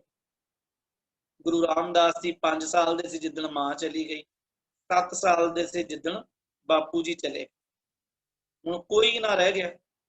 ਔਰ ਇਹ ਗੱਲ ਹਮੇਸ਼ਾ ਸਾਰੇ ਆਪਾਂ ਯਾਦ ਰੱਖੀਏ, ਜਿਹੜਾ ਪਿਆਰ ਮਾਂ ਤੇ ਪਿਤਾ ਦੇ ਸਕਦਾ ਹੈ ਨਾ ਤੇ ਉਹ ਮਾਂ ਦੀਆਂ ਸਕੀਆਂ ਭੈਣਾਂ ਤੇ ਭਰਾ, ਭਾਵ ਮਾਮੇ ਤੇ ਮਾਸੀਆਂ ਨੇ ਦੇਣਾ। ਜਿਹੜਾ ਪਿਆਰ ਪਿਤਾ ਕਰਦਾ ਹੈ ਨਾ, ਉਹ ਪਿਆਰ ਪਿਤਾ ਦੇ ਸਕੇ ਭਰਾ, ਚਾਚੇ ਤੇ ਤਾਏ ਨਹੀਂ ਦੇ ਸਕਦੇ। ਇਸ ਲਈ ਪਹਿਲੀ ਗੱਲ ਸਭ ਤੋਂ ਇਹ ਜ਼ਰੂਰੀ ਆ ਵੀ ਮਾਂ ਪਿਓ ਦਾ ਜਿੰਨਾ ਸਤਿਕਾਰ ਹੁੰਦਾ ਘੱਟ ਆ, ਵੱਧ ਤੋਂ ਵੱਧ ਸਤਿਕਾਰ ਕਰਿਆ। ਮਾਂ ਪਿਓ ਨਾਲ ਨਾ ਲੜਿਆ ਕਰੀਏ, ਕਦੀ ਵੀ ਨਾ ਲੜਿਆ ਕਰੀਏ। ਔਰ ਜਦੋਂ ਬਾਪੂ ਜੀ ਚੜ੍ਹਾਈ ਕਰ ਗਏ, ਨਾਨੀ ਜੀ ਫਿਰ ਆਏ ਬਾਸਰ ਕੇ ਤੋਂ, ਉਹਨਾਂ ਆਪਣੇ ਜਵਾਈ ਦਾ ਹੱਥੀਂ ਸੰਸਕਾਰ ਕੀਤਾ। 10-15 ਦਿਨ ਨਾਨੀ ਜੀ ਆਪਦੇ ਦੋਤੇ ਕੋਲ ਆਪਣੀ ਬੱਚੀ ਦੇ ਘਰ ਡੱਬੀ ਬਾਜ਼ਾਰ ਵਾਲੇ ਘਰ ਦੇ ਵਿੱਚ ਲਾਹੌਰ ਰਹੇ। ਉਹਨਾਂ ਉਡੀਕਿਆ ਵੀ ਚਲੋ ਕੋਈ ਨਾ ਕੋਈ ਚਾਚਾ, ਕੋਈ ਤਾਇਆ, ਕੋਈ ਭੈਣ ਭਰਾ, ਕੋਈ ਆਸੇ ਪਾਸਿਓਂ ਕੋਈ ਇਸ ਮੇਰੇ ਬੱਚੇ ਦਾ ਸਹਾਰਾ ਬਣ ਜਾਏ। ਪਰ ਏਦਾਂ ਨਹੀਂ ਹੋਇਆ। ਕਿਸੇ ਨੇ ਇੱਕ ਦਿਨ ਵੀ ਆ ਕੇ ਇਹ ਨਹੀਂ ਕਿਹਾ ਵੀ ਜੇਠਿਆ ਤੈਨੂੰ ਰੋਟੀ ਮਿਲੀ ਪੁੱਤ ਕਿ ਨਹੀਂ, ਪ੍ਰਸ਼ਾਦਾ ਛਕਿਆ, ਅੱਜ ਤੈਨੂੰ ਨਵਾਇਆ ਕਿਸੇ ਨੇ, ਕੱਪੜੇ ਬਦਲੇ ਆਪਣੇ ਕਿ ਨਹੀਂ ਬਦਲੇ। ਕਿਸੇ ਨੇ ਗੱਲ ਨਾਲ ਨਾ ਲਾਇਆ। ਜਦੋਂ ਨਾਨੀ ਨੇ ਹਾਲਾਤ ਵੇਖੇ, ਉਹਨੇ ਆਖਿਆ, ਪੁੱਤ ਵੇਖ, ਇੱਥੇ ਮੈਨੂੰ ਏਦਾਂ ਲੱਗਦਾ ਵੀ ਤੇਰਾ ਕੋਈ ਵੀ ਨਹੀਂ ਹੈ, ਚੱਲ ਤੂੰ ਮੇਰੇ ਨਾਲ ਚੱਲ ਨਾਨਕੇ ਪਿੰਡ, ਆਪਾਂ ਦੋਵੇਂ ਜਿਹੜੇ ਇੱਕ ਦੂਜੇ ਦਾ ਸਹਾਰਾ ਬਣ ਜਾਾਂਗੇ, ਕਿਉਂਕਿ ਬਚਪਨ ਦੇ ਵਿੱਚ ਵੀ ਸਹਾਰੇ ਦੀ ਲੋੜ ਆ ਤੇ ਬਜ਼ੁਰਗੀ ਉਮਰ ਵਿੱਚ ਵੀ ਸਹਾਰੇ ਦੀ ਲੋੜ ਆ। ਤੂੰ ਮੇਰਾ ਸਹਾਰਾ ਬਣੀ ਤੇ ਮੈਂ ਤੇਰਾ ਸਹਾਰਾ ਬਣੂ। ਨਾਨੀ ਦੇ ਨਾਲ ਇੱਕ ਛੋਟੇ ਜਿਹੇ ਕੱਪੜੇ ਦੀ ਗੱਠ ਦੇ ਵਿੱਚ ਆਪਣੇ ਕੱਪੜਿਆਂ ਨੂੰ ਬੰਨ੍ਹ ਕੇ ਭਾਈ ਜੇਠਾ ਜੀ ਆਪਣੀ ਨਾਨੀ ਦੇ ਨਾਲ ਤੁਰ ਪਏ। ਜਦੋਂ ਉਹਨਾਂ ਆਪਣੇ ਘਰ ਦਾ ਦਰਵਾਜ਼ਾ ਬੰਦ ਕੀਤਾ ਨਾ, ਤੇ ਗੁਰੂ ਰਾਮਦਾਸ ਜੀ ਦੀਆਂ ਅੱਖਾਂ ਭਰ ਆਈਆਂ। ਉਹ ਕਹਿੰਦੇ ਆ, ਐ ਵਾਹਿਗੁਰੂ ਪਰਮਾਤਮਾ, ਕਦੀ ਮੇਰੇ ਘਰ ਦਾ ਇਹ ਦਰਵਾਜ਼ਾ ਦੁਬਾਰਾ ਖੁੱਲੇਗਾ ਕਿ ਨਹੀਂ ਖੁੱਲੇਗਾ। ਇਤਿਹਾਸਕਾਰ ਕਹਿੰਦੇ ਆ ਵੀ ਲੋਕੀ ਗਲੀਆਂ ਦੇ ਕੱਖ ਤੇ ਸਾਂਭ ਕੇ ਸੌਂ ਗਏ, ਪਰ ਕਿਸੇ ਨੇ ਆਵਾਜ਼ ਨਹੀਂ ਦਿੱਤੀ ਵੀ ਸਾਡੇ ਹਰਦਾਸ ਦਾ ਪੁੱਤ ਭਾਈ ਜੇਠਾ ਅੱਜ ਯਤੀਮ ਹੋ ਕੇ ਲਾਹੌਰੋਂ ਜਾ ਰਿਹਾ। ਨਾਨੀ ਦੀ ਉਂਗਲ ਪਕੜ ਕੇ ਜਦੋਂ ਨਾਨਕੇ ਨਗਰ ਆ ਗਿਆ ਨਾ ਮਹਾਰਾਜ, 3-4 ਦਿਨ ਨਾਨੀ ਨੇ ਕੋਲ ਰੱਖਿਆ। ਕਹਿਣ ਲੱਗੀ, ਪੁੱਤ ਆਪਣੇ ਘਰੇ ਇੰਨਾ ਕੁਝ ਹੈ ਨਹੀਂ ਵੀ ਆਪਾਂ ਬਹਿ ਕੇ ਖਾ ਸਕੀਏ, ਇੰਜ ਕਰ, ਮੈਂ ਤੈਨੂੰ ਰੋਜ਼ ਛੋਲੇ ਉਬਾਲ ਦਿਆ ਕਰਾਂਗੀ ਤੇ ਘੁੰਗਣੀਆਂ ਬਣਾ ਕੇ ਤੂੰ ਸਿਰ ਦੇ ਉੱਤੇ ਛਾਬੀ ਚੱਕ ਕੇ ਨਾ ਤੇ ਗਲੀਆਂ ਵਿੱਚ ਹੋਕੇ ਦੇ ਦੇ ਕੇ ਵੇਚਿਆ ਕਰ। ਜਦੋਂ ਕੋਈ ਗਲੀ ਵਿੱਚ ਦੀ ਅੱਜ ਸਬਜ਼ੀ ਦੇਣ ਵਾਲਾ ਹੋਕਾ ਦੇ ਕੇ ਲੰਘਦਾ ਨਾ ਉੱਚੀ ਉੱਚੀ, ਅਸੀਂ ਸਾਰੇ ਵੇਖਦੇ ਹਾਂ। ਇਹ ਯਾਦ ਰੱਖਿਓ ਵੀ ਗੁਰੂ ਰਾਮਦਾਸ ਜੀ 7 ਸਾਲ ਦੀ ਉਮਰ 'ਚ ਸਿਰ ਦੇ ਉੱਤੇ ਨਿੱਕਾ ਜਿਹਾ ਛਾਬਾ ਰੱਖ ਕੇ ਤੇ ਉੱਚੀ ਉੱਚੀ ਹਾਕਾਂ ਦੇ ਕੇ, ਆਵਾਜ਼ਾਂ ਦੇ ਕੇ ਇਹ ਕਹਿੰਦੇ ਸੀ ਵੀ ਛੋਲੇ ਲੈ ਲਓ, ਘੁੰਗਣੀਆਂ ਲੈ ਲਓ। ਮਹਾਰਾਜ ਏਦਾਂ ਕਰਦੇ। ਰੋਜ਼ ਉਹਨਾਂ ਨੇ ਜਿਹੜੇ ਛੋਲੇ ਵੇਚਣੇ, ਜਿਹੜੇ ਪੈਸੇ ਵੱਟਣੇ, ਉਹ ਲਿਆ ਕੇ ਨਾਨੀ ਨੂੰ ਦੇ ਦੇਣੇ। ਨਾਨੀ ਨੇ ਹੋਰ ਛੋਲੇ ਲਿਆਉਣੇ, ਉਬਾਲਣਾ, ਲੂਣ ਮਿਰਚ ਲਾ ਦੇਣਾ। ਅਗਲੇ ਦਿਨ ਸਤਿਗੁਰੂ ਨੇ ਫੇਰ ਚੱਲ ਜਾਣਾ। ਏਦਾਂ ਨਾ ਕੋਈ 2 ਮਹੀਨੇ ਲੰਘੇ। ਇੱਕ ਦਿਨ ਬੜੀ ਵੱਡੀ ਘਟਨਾ ਘਟੀ ਪਿੰਡ ਦੇ ਵਿੱਚ। ਉਹ ਘਟਨਾ ਏਦਾਂ ਦੀ ਸੀ ਵੀ ਅੱਜ ਸ਼ਾਮ ਨੂੰ ਨਾ ਜਦੋਂ ਗੁਰੂ ਰਾਮਦਾਸ ਜੀ ਨੰਨੀ ਉਮਰੇ ਵਾਪਸ ਆਏ, ਛਾਬਾ ਉਹਨਾਂ ਇੱਕ ਪਾਸੇ ਰੱਖਿਆ ਤੇ ਨਾਨੀ ਦੇ ਗਲ ਲੱਗ ਕੇ ਨਾ, ਗਲ ਵਕੜੀ ਪਾ ਕੇ ਨਾਨੀ ਦੇ ਇੱਕ ਗੱਲ ਕਹਿੰਦੇ ਆ, ਨਾਨੀ ਮੈਂ ਤੈਨੂੰ ਇੱਕ ਸਵਾਲ ਪੁੱਛਾਂ, ਤੂੰ ਮੈਨੂੰ ਸਹੀ ਸਹੀ ਉਹਦਾ ਜਵਾਬ ਦੇਂ। ਨਾਨੀ ਮੱਥਾ ਚੁੰਮ ਕੇ ਕਹਿੰਦੀ ਆ, ਦੱਸ ਮੇਰੇ ਪੁੱਤਰਾ ਕੀ ਪੁੱਛਣਾ। ਗੁਰੂ ਰਾਮਦਾਸ ਕਹਿੰਦੇ ਆ, ਨਾਨੀ ਮੈਨੂੰ ਸੱਚੀ ਦੱਸ ਵੀ ਮੈਂ ਕਿੰਨਾ ਕੁ ਮਾੜਾ ਬੱਚਾ ਆ। ਮੈਂ ਮਾੜਾ ਆ ਨਾ? ਨਾਨੀ ਕਹਿੰਦੀ ਆ, ਨਾ, ਕੌਣ ਕਹਿੰਦਾ ਵੀ ਮੇਰਾ ਜੇਠਾ ਮਾੜਾ? ਮੇਰਾ ਜੇਠਾ ਤੇ ਬਹੁਤ ਚੜ੍ਹਦੀ ਕਲਾ ਵਾਲਾ। ਗੁਰੂ ਰਾਮਦਾਸ ਕਹਿੰਦੇ ਆ, ਨਹੀਂ ਨਾਨੀ, ਤੈਨੂੰ ਸੱਚ ਦੱਸਣਾ ਪੈਣਾ ਆ ਵੀ ਮੈਂ ਕਿੰਨਾ ਕੁ ਮਾੜਾ ਹੈ। ਜਦੋਂ ਦੂਜੀ ਵਾਰੀ ਕਿਹਾ ਤੇ ਨਾਨੀ ਜੀ ਦੇ ਅਥਰੂ ਆ ਗਿਆ ਵੀ ਮੇਰੇ ਪੁੱਤ ਨੂੰ ਅੱਜ ਮੇਰੇ ਦੋਹਤੇ ਨੂੰ ਕਿਸੇ ਨੇ ਕੁਝ ਕਿਹਾ ਹੋਇਆ ਜ਼ਰੂਰ। ਨਾਨੀ ਫਿਰ ਪੁੱਛਦੀ ਹੈ ਵੀ ਪੁੱਤ ਹੋਇਆ ਕੀ ਹੈ, ਕਿਸੇ ਨੇ ਕਿਹਾ ਕੁਝ? ਕਹਿਣ ਲੱਗੇ ਨਹੀਂ। ਨਾਨੀ ਪਹਿਲਾਂ ਮੈਨੂੰ ਇਸ ਗੱਲ ਦਾ ਜਵਾਬ ਦੇ ਵੀ ਮੈਂ ਕਿੰਨਾ ਕੁ ਮਾੜਾ ਆ। ਨਾਲੇ ਮਹਾਰਾਜ ਦੇ ਅਥਰੂ ਡਿੱਗ ਪਏ, ਨਾਨੀ ਦੇ ਵੀ ਅਥਰੂ ਡਿੱਗੇ। ਕਹਿਣ ਲੱਗੀ, ਪੁੱਤ ਗੱਲ ਦੱਸੇਗਾ ਤੇ ਪਤਾ ਲੱਗੇਗਾ ਵੀ ਕੀ ਹੋਇਆ। ਕਹਿਣ ਲੱਗੇ, ਨਾਨੀ ਅੱਜ ਜਦੋਂ ਨਾ ਮੈਂ ਵਾਪਸ ਆ ਰਿਹਾ ਸੀ ਘੁੰਗਣੀਆਂ ਵੇਚ ਕੇ, ਥੋੜੀਆਂ ਜਿਹੀਆਂ ਘੁੰਗਣੀਆਂ ਵੱਧ ਗਈਆਂ ਤੇ ਜਦੋਂ ਮੈਂ ਪਿੰਡ ਵਿੱਚ ਦੀ ਇੱਕ ਗਲੀ ਚੋਂ ਲੰਘ ਰਿਹਾ, ਨਿੱਕੇ ਨਿੱਕੇ ਬੱਚੇ ਖੇਡਦੇ, ਮੈਂ ਸੋਚਿਆ ਵੀ ਚੱਲ ਇਹਨਾਂ ਨੂੰ ਘੁੰਗਣੀਆਂ ਦੇ ਦਿਆਂ, ਵਧੀਆਂ ਵੀ ਤੇ ਹਨ। ਪਰ ਜਦੋਂ ਮੈਂ ਉਹਨਾਂ ਦੇ ਕੋਲ ਆਇਆ ਤੇ ਇੱਕ ਬਜ਼ੁਰਗ ਮਾਤਾ ਨੇ ਸਾਰੇ ਬੱਚਿਆਂ ਨੂੰ ਅੰਦਰ ਵਾੜ ਕੇ ਨਾ ਤੇ ਬਾਹਰੋਂ ਬੂਹਾ ਲਾ ਦਿੱਤਾ। ਬੱਚੇ ਉੱਚੀ ਉੱਚੀ ਆਵਾਜ਼ਾਂ ਦਿੰਦੇ ਆ, ਦਾਦੀ ਅਸੀਂ ਘੁੰਗਣੀਆਂ ਲੈਣੀਆਂ ਜੇਠੇ ਕੋਲੋਂ। ਤੇ ਉਹ ਬਜ਼ੁਰਗ ਦਾਦੀ ਕਹਿੰਦੀ ਆ, ਨਹੀਂ, ਜੇਠਾ ਯਤੀਮ ਬੱਚਾ ਆ ਤੇ ਜੇ ਤੁਹਾਡੇ ਉੱਤੇ ਯਤੀਮ ਦਾ ਪਰਛਾਵਾਂ ਪੈ ਗਿਆ ਨਾ ਤੇ ਤੁਸੀਂ ਵੀ ਏਦਾਂ ਦੇ ਹੋ ਜਾਣਾ ਆ। ਇਸ ਲਈ ਯਤੀਮ ਬੱਚਿਆਂ ਦੇ ਪਰਛਾਵਿਆਂ ਤੇ ਥੱਲੇ ਨਹੀਂ ਰਹੀਦਾ। ਇਹ ਗੱਲ ਜਦੋਂ ਨਾਨੀ ਨੇ ਸੁਣੀ ਨਾ ਤੇ ਉਹ ਬੜੀ ਹੈਰਾਨ ਹੋਈ। ਨਾਨੀ ਦੇ ਮਨ 'ਚ ਇੱਕ ਵਿਚਾਰ ਆਈ ਵੀ ਪਤਾ ਨਹੀਂ ਕਦੋਂ ਮੈਂ ਇਸ ਦੁਨੀਆ ਤੋਂ ਚੱਲ ਜਾਵਾਂ, ਮੈਂ ਬੁੱਢੀ ਹਾਂ, ਪਰ ਮੇਰੇ ਦੋਹਤਰੇ ਨੂੰ ਲੋਕ ਠੋਕਰਾਂ ਮਾਰਨ। ਨਾਨੀ ਨੂੰ ਇਸ ਗੱਲ ਦਾ ਪਤਾ ਵੀ ਸਾਡੇ ਪਿੰਡ ਦੇ ਯਾਰ ਧੰਨ ਗੁਰੂ ਅਮਰਦਾਸ ਮਹਾਰਾਜ ਜੀ, ਤੇ ਗੁਰੂ ਅਮਰਦਾਸ ਮਹਾਰਾਜ ਜੀ ਨੂੰ ਅਸੀਸਾਂ ਦਿੱਤੀਆਂ ਸੀ ਗੁਰੂ ਅੰਗਦ ਸਾਹਿਬ ਨੇ ਵੀ ਅਮਰਦਾਸ ਮਹਾਰਾਜ ਨੂੰ 13 ਬਖਸ਼ਿਸ਼ਾਂ ਦਿੱਤੀਆਂ ਸੀ। ਮਹਾਰਾਜ ਨੇ ਆਖਿਆ ਸੀ, ਤੂੰ ਐ ਨਿਮਾਣਿਆਂ ਦਾ ਮਾਣ, ਨੇ ਤਾਣਿਆਂ ਦਾ ਤਾਣ, ਨੇ ਓਟਿਆਂ ਦੀ ਓਟ, ਨੇ ਆਸਰਿਆਂ ਦੇ ਆਸਰੇ, ਨੇ ਗੱਤਿਆਂ ਦੀ ਗੱਤ, ਨੇ ਪੱਤਿਆਂ ਦੀ ਪੱਤ, ਨੇ ਧਿਰਿਆਂ ਦੀ ਧਿਰ, ਨੇ ਘਰਿਆਂ ਦਾ ਘਰ। ਬੜੀਆਂ ਬਖਸ਼ਿਸ਼ਾਂ ਦਿੱਤੀਆਂ ਤੇ ਨਾਨੀ ਨੂੰ ਪਤਾ ਸੀ ਵੀ ਜੇ ਇੰਨੀਆਂ ਬਖਸ਼ਿਸ਼ਾਂ ਵਾਲੇ ਗੁਰੂ ਅਮਰਦਾਸ ਕੋਲ ਚੱਲ ਗਏ ਨਾ ਤੇ ਉਹ ਖਾਲੀ ਨਹੀਂ ਮੋੜਨੇ। ਹੁਣ ਇੱਥੇ ਯਾਦ ਰੱਖਿਓ, ਜਦੋਂ ਕੋਈ ਆਸਰਾ ਨਾ ਰਹਿ ਜਾਏ ਲੋਕ ਉਦੋਂ ਸਤਿਗੁਰੂ ਕੋਲ ਜਾਂਦੇ ਆ, ਪਰ ਮੈਂ ਇਹ ਕਹਾਂ ਸਭ ਤੋਂ ਸੱਚਾ ਤੇ ਸੁੱਚਾ ਆਸਰਾ ਹੀ ਸਤਿਗੁਰੂ ਕੋਲ ਆ। ਗੁਰੂ ਕੋਲ ਚਲੇ ਜਾਈਏ ਆਪਾਂ ਨੂੰ ਕਿਸੇ ਦੇ ਆਸਰਿਆਂ ਦੀ ਲੋੜ ਹੀ ਨਹੀਂ ਪੈਣੀ। ਨਾਨੀ ਨੇ ਦੋਤੇ ਨੂੰ ਨਾਲ ਲਿਆ ਤੇ ਨਾਨੀ ਜੀ ਗੋਇੰਦਵਾਲ ਸਾਹਿਬ ਆ ਗਏ, ਮਹਾਰਾਜ ਨੂੰ ਮੱਥਾ ਟੇਕਿਆ। ਜਦੋਂ ਭਾਈ ਜੇਠਾ ਜੀ ਨੇ ਮੱਥਾ ਟੇਕਿਆ, ਗੁਰੂ ਅਮਰਦਾਸ ਬੜੇ ਪਿਆਰ ਨਾਲ ਤੱਕਦੇ। ਮਹਾਰਾਜ ਪੁੱਛਦੇ ਆ, ਪੁੱਤ ਤੇਰਾ ਨਾਂ ਕੀ ਹੈ? ਤੇ ਭਾਈ ਜੇਠਾ ਹੱਥ ਜੋੜ ਕੇ ਕਹਿੰਦੇ ਆ, ਮਹਾਰਾਜ ਮੇਰਾ ਨਾਂ ਆ ਜੇਠਾ। ਤੇ ਨਾਨੀ ਜੀ ਇੱਕ ਗੱਲ ਕਹਿੰਦੇ ਆ, ਧੰਨ ਗੁਰੂ ਅਮਰਦਾਸ ਮਹਾਰਾਜ ਸੱਚੇ ਪਾਤਸ਼ਾਹ, ਮੈਂ ਕੰਧੀ ਤੇ ਰੁਖੜਾ ਆ, ਮੇਰਾ ਪਤਾ ਨਹੀਂ ਮੈਂ ਕਦੋਂ ਮੈਨੂੰ ਕੁਝ ਹੋ ਜਾਏ, ਪਰ ਮੇਰਾ ਨਿੱਕਾ ਜਿਹਾ ਮਾਸੂਮ ਦੋਹਤਾ ਆ। ਸੱਚੇ ਪਾਤਸ਼ਾਹ ਤੁਸੀਂ ਇਹਦੇ ਬਖਸ਼ਿਸ਼ਵਾਨ ਹੋ, ਤੁਸੀਂ ਮੇਰੇ ਬੱਚੇ ਦੇ ਸਿਰ ਤੇ ਹੱਥ ਰੱਖੇ, ਇਹਦਾ ਸਹਾਰਾ ਬਣ ਜਾਓ, ਇਹਦਾ ਕੋਈ ਸਹਾਰਾ ਨਹੀਂ। ਧੰਨ ਗੁਰੂ ਅਮਰਦਾਸ ਨਾਲ ਹੱਸ ਪਏ, ਮੁਸਕਰਾ ਪਏ।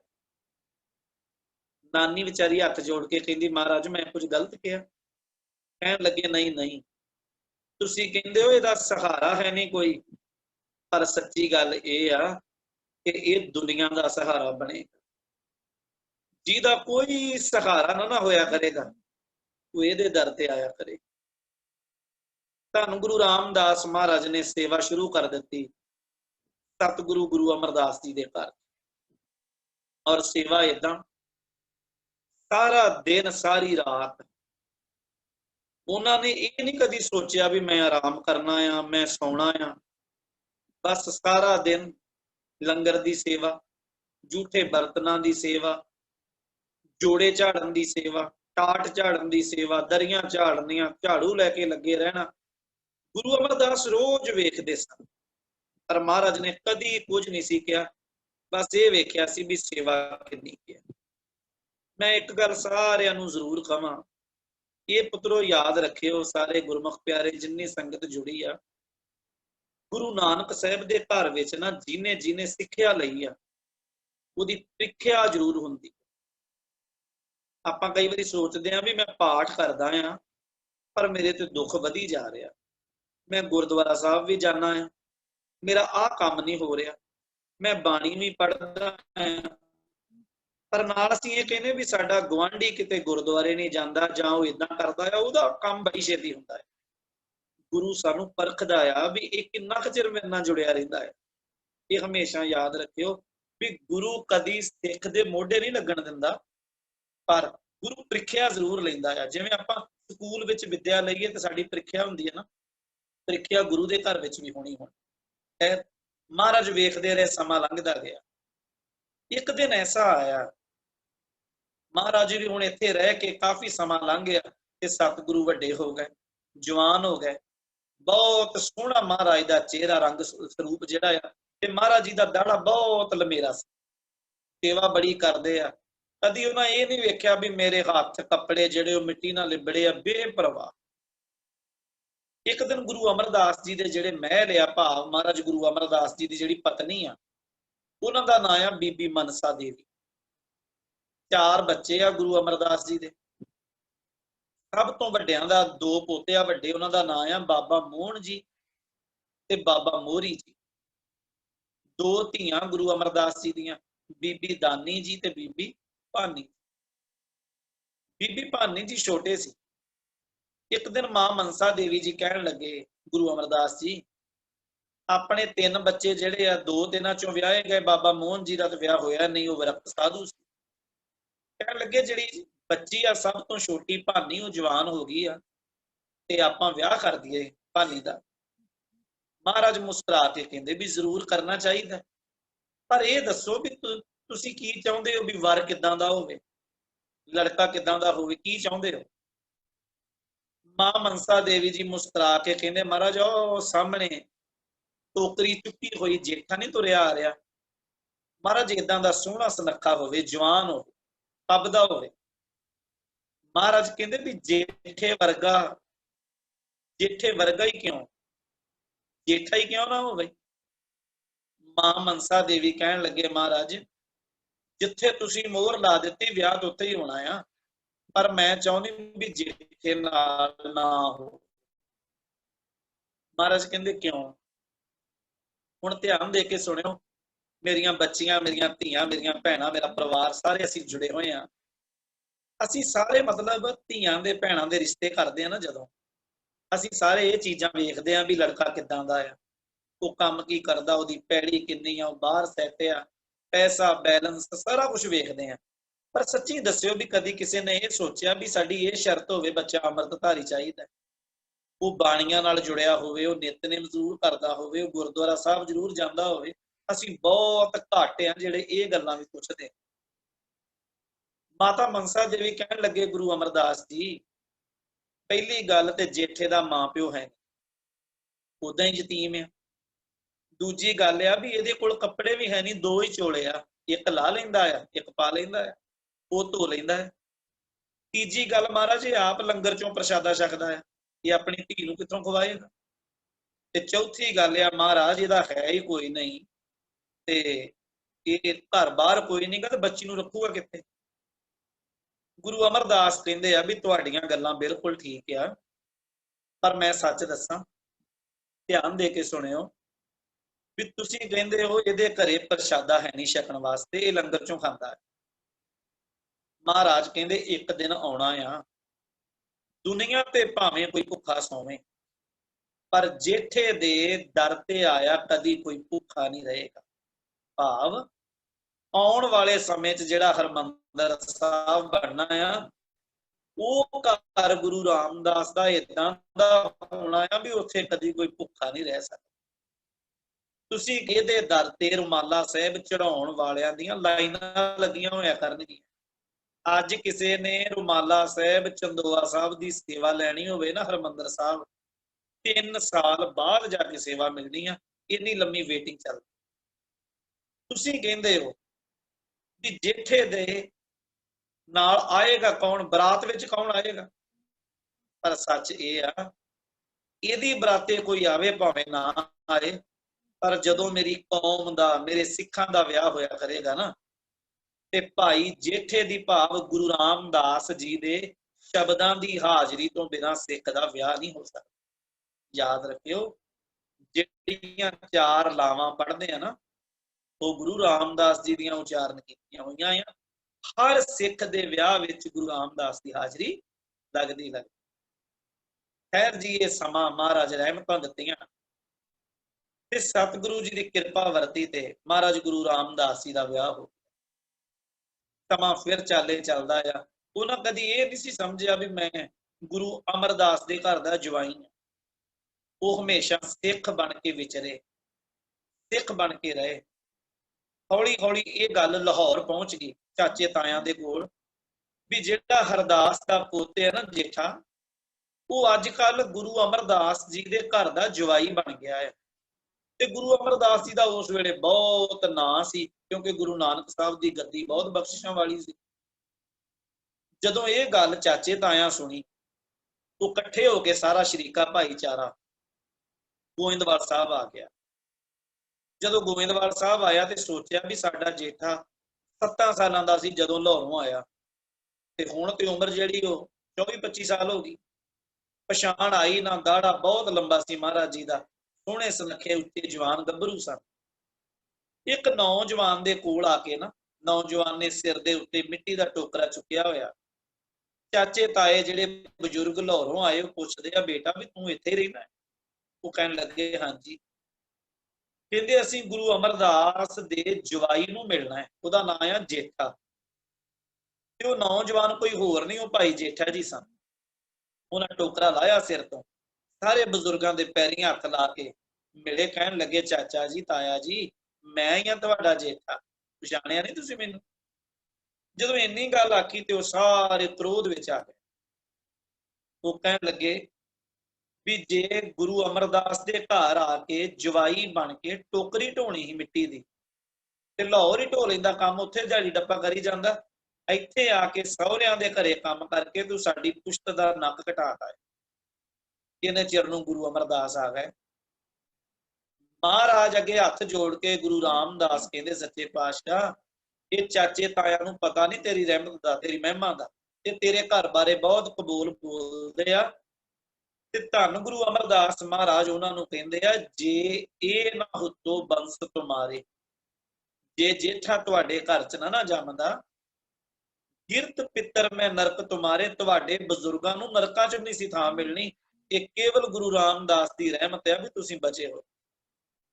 ਗੁਰੂ ਰਾਮਦਾਸ ਜੀ ਇੰਨੀ ਜ਼ਿਆਦੀ ਨਿਮਰਤਾ ਸੀ। ਫਿਰ ਸਮਾਂ ਆਇਆ, ਚਾਲੇ ਚੱਲਿਆ। ਇੱਕ ਦਿਨ ਗੁਰੂ ਅਮਰਦਾਸ ਜੀ ਨੇ ਆਪਣੇ ਦੋਵਾਂ ਜਵਾਈਆਂ ਨੂੰ ਆਵਾਜ਼ ਮਾਰੀ। ਵੱਡੇ ਜਵਾਈ ਮਹਾਰਾਜ ਦੇ, ਉਹਨਾਂ ਦਾ ਨਾਂ ਸੀ ਭਾਈ ਰਾਮਾ ਜੀ। ਛੋਟੇ ਭਾਈ ਜੇਠਾ ਜੀ ਭਾਵ ਗੁਰੂ ਰਾਮਦਾਸ। ਦੋਵਾਂ ਨੂੰ ਆਵਾਜ਼ ਮਾਰ ਕੇ ਕਹਿੰਦੇ ਆ, ਬੇਟਾ ਮੈਂ ਚਾਹੁੰਦਾ ਆ ਵੀ ਬੌਲੀ ਸਾਹਿਬ ਜਿਹੜੀ ਆਪਾਂ ਬਣਾਈ ਆ ਗੋਇੰਦਵਾਲ ਸਾਹਿਬ, ਇਹਦੇ ਬਾਹਰ ਨਾ ਦੋਵੇਂ ਪਾਸੇ ਥੜੇ ਬਣਾਓ। ਮੈਂ ਨਾ ਥੜੇ ਦੇ ਉੱਤੇ ਵਿਆਹ ਕਰਨਾ, ਮੈਂ ਹੁਣ ਬਜ਼ੁਰਗ ਹੋ ਗਿਆ ਹਾਂ। ਤੁਹਾਡੇ ਚੋਂ ਜਿਨ੍ਹਾਂ ਦਰਸ਼ਨ ਕੀਤੇ ਨਾ ਗੋਇੰਦਵਾਲ ਸਾਹਿਬ ਦੇ, ਅੱਜ ਵੀ ਤੁਸੀਂ ਗੋਇੰਦਵਾਲ ਸਾਹਿਬ ਜਾਓਗੇ ਤੇ ਸੱਜੇ ਪਾਸੇ ਬੌਲੀ ਸਾਹਿਬ ਦੇ ਥੜਾ ਬਣਿਆ ਹੋਇਆ ਹੈ। ਜਦੋਂ ਥੜੇ ਬਣਾਉਣ ਦੀ ਸੇਵਾ ਤੇ ਮਹਾਰਾਜ ਨੇ ਆਖਿਆ ਵੀ ਇੰਨੇ ਫੁੱਟ ਉੱਚਾ ਬਣਾਉਣਾ, ਇੰਨੇ ਫੁੱਟ ਲੰਬਾ ਬਣਾਉਣਾ, ਇੰਨੀ ਗੁਲਾਈ ਚ ਬਣਾਉਣਾ ਆ। ਸਾਰਾ ਕੁਝ ਗੁਰੂ ਅਮਰਦਾਸ ਨੇ ਸਵੇਰੇ ਦੱਸਤਾ। ਸਾਰਾ ਦਿਨ ਦੋਨੋਂ ਜਵਾਈ ਭਾਈ ਰਾਮਾ ਜੀ ਭਾਈ ਜੇਠਾ ਜੀ ਥੜੇ ਬਣਾਉਂਦੇ ਰਹੇ। ਇੱਟਾਂ ਲਾਈਆਂ, ਮਿੱਟੀ ਲਾਈ, ਗਾਰੇ ਨਾਲ ਲਿਪਿਆ, ਬੜਾ ਸੋਹਣਾ ਥੜਾ ਬਣ ਗਿਆ। ਸ਼ਾਮ ਤੱਕ ਜਦੋਂ ਗੁਰੂ ਅਮਰਦਾਸ ਜੀ ਗਏ ਤੇ ਮਹਾਰਾਜ ਵੇਖ ਕੇ ਕਹਿੰਦੇ ਵੀ ਠੀਕ ਨਹੀਂ ਬਣਿਆ, ਜਿੱਦਾਂ ਦਾ ਮੈਂ ਕਿਹਾ ਸੀ ਉਦਾਂ ਦਾ ਨਹੀਂ ਬਣਿਆ, ਢਾਓ ਇਹਨੂੰ। ਦੋਵਾਂ ਨੇ ਢਾ ਦਿੱਤਾ। ਦੂਜੇ ਦਿਨ ਫੇਰ ਸਵੇਰੇ ਸੱਦਿਆ ਵੀ ਪੁੱਤਰੋ ਥੜਾ ਬਣਾਓ ਦੁਬਾਰਾ, ਮੈਂ ਵਿਆਹ ਕਰਨਾ ਉਹਦੇ। ਦੂਜੇ ਦਿਨ ਫੇਰ ਥੜਾ ਬਣਵਾਇਆ। ਸਾਰਾ ਦਿਨ ਬਣਦਾ ਰਿਹਾ। ਸ਼ਾਮ ਪਈ, ਮਹਾਰਾਜ ਨੇ ਫੇਰ ਆਖਿਆ ਵੀ ਸਹੀ ਨਹੀਂ ਬਣਿਆ, ਢਾਓ। ਤੀਜੇ ਦਿਨ ਫੇਰ ਏਦਾਂ ਹੀ, ਚੌਥੇ ਦਿਨ ਫੇਰ ਏਦਾਂ ਹੀ। ਜਦੋਂ ਤੀਜੇ ਦਿਨ ਦੀ ਸ਼ਾਮ ਹੋਈ ਨਾ, ਜਿਹੜੇ ਮਹਾਰਾਜ ਦੇ ਵੱਡੇ ਜਵਾਈ ਸੀ ਭਾਈ ਰਾਮਾ ਜੀ, ਉਹਨਾਂ ਨੇ ਆਪਣਾ ਜਿਹੜਾ ਬੱਠਲ ਸੀ, ਤਗਾੜੀ ਸੀ, ਉਹ ਵੀ ਚੁੱਕ ਕੇ ਪਰਾਂ ਸੁੱਟਿਆ, ਕਈ ਵੀ ਪਰਾਂ ਸੁੱਟਤੀ। ਥੜੇ ਨੂੰ ਢਾ ਕੇ ਕਹਿੰਦੇ ਆ, ਗੁਰੂ ਅਮਰਦਾਸ ਜੀ ਤੁਸੀਂ ਹੋ ਗਏ ਹੋ ਬੁੱਢੇ, ਜਿੱਦਾਂ ਦਾ ਤੁਸੀਂ ਕਿਹਾ ਸੀ ਸਵੇਰੇ, ਅਸੀਂ ਉਦਾਂ ਦਾ ਹੀ ਬਣਾਇਆ। ਓਨਾ ਹੀ ਚੌੜਾ ਆ, ਓਨਾ ਹੀ ਉੱਚਾ ਆ, ਓਨੀ ਗੁਲਾਈ ਚ ਬਣਿਆ, ਓਨਾ ਹੀ ਲਿਪ ਕੇ ਬਣਾਇਆ। ਤੁਸੀਂ ਬੁੱਢੇ ਹੋ ਗਏ ਹੋ, ਜਿਹੜੀ ਗੱਲ ਸਵੇਰੇ ਕਹਿੰਦੇ ਹੋ ਸ਼ਾਮੀ ਤੁਹਾਨੂੰ ਹੀ ਭੁੱਲ ਜਾਂਦੀ। ਮਹਾਰਾਜ ਗੁਰੂ ਅਮਰਦਾਸ ਨੇ ਕੁਝ ਨਹੀਂ ਕਿਹਾ। ਕਹਿਣ ਲੱਗੇ, ਧੰਨ ਗੁਰੂ ਅਮਰਦਾਸ ਜੀ, ਸੱਚੀ ਗੱਲ ਇਹ ਆ ਵੀ ਮੈਂ ਬਹੁਤ ਨਿਮਾਣਾ ਆ। ਤੁਸੀਂ ਜਿੱਦਾਂ ਦਾ ਮੈਨੂੰ ਥੜਾ ਕਹਿੰਦੇ ਹੋ ਨਾ, ਮੇਰੇ ਕੋਲੋਂ ਉਦਾਂ ਦਾ ਬਣਦਾ ਹੀ ਨਹੀਂ। ਤੁਸੀਂ ਜੋ ਕਹਿੰਦੇ ਹੋ ਸਵੇਰੇ, ਮੈਂ ਭੁੱਲ ਜਾਣਾ ਹੈ।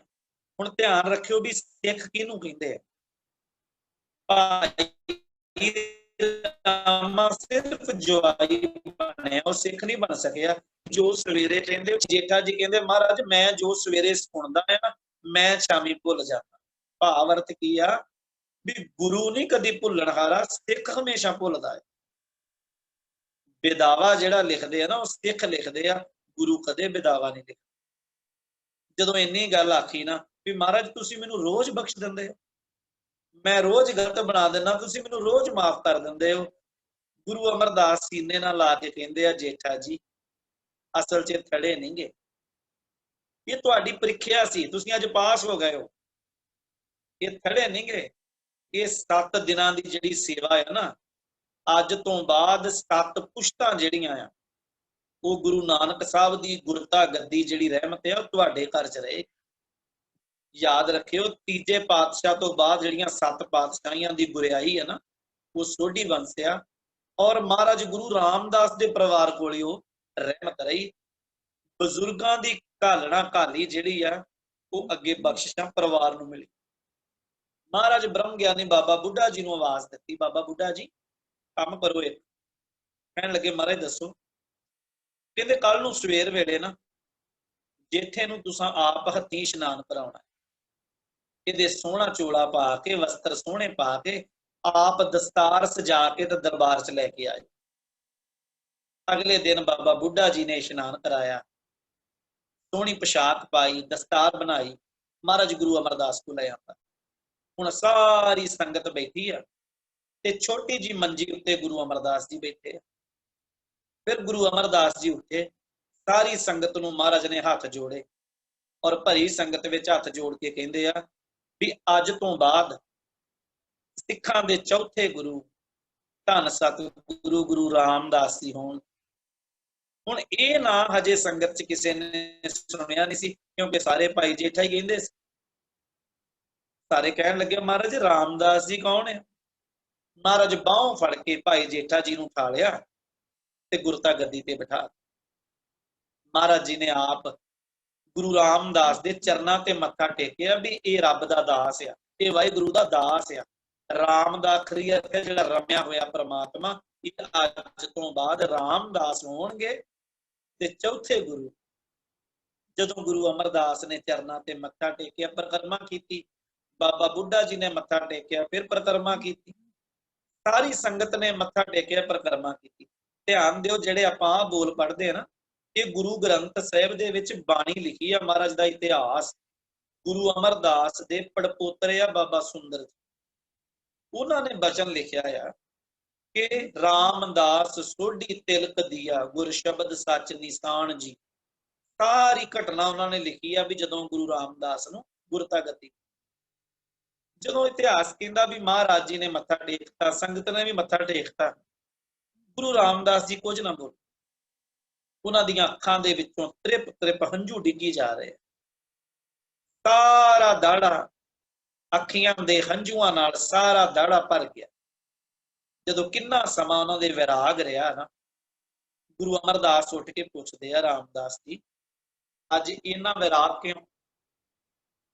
ਤੇ ਗੁਰੂ ਰਾਮਦਾਸ ਜੀ ਨੇ ਅੱਖਾਂ ਜਦੋਂ ਆਪਣੀਆਂ ਬੰਦ ਕੀਤੀਆਂ, ਅੱਖਾਂ ਮੁੰਦੀਆਂ, ਉਹਨਾਂ ਇੱਕ ਪਲ ਵਿੱਚ ਵੇਖਿਆ ਵੀ ਉਹ ਦਿਨ ਸੀ ਜਿੱਦਣ ਮਾਂ ਚੱਲ ਗਈ, ਬਾਪੂ ਵੀ ਚੱਲ ਗਿਆ, ਕਿਸੇ ਨੇ ਨਾ ਸਾਂਭਿਆ, ਮੈਂ ਯਤੀਮਾਂ ਵਾਂਗ ਗਲੀਆਂ ਦੇ ਵਿੱਚ ਰੁਲਿਆ।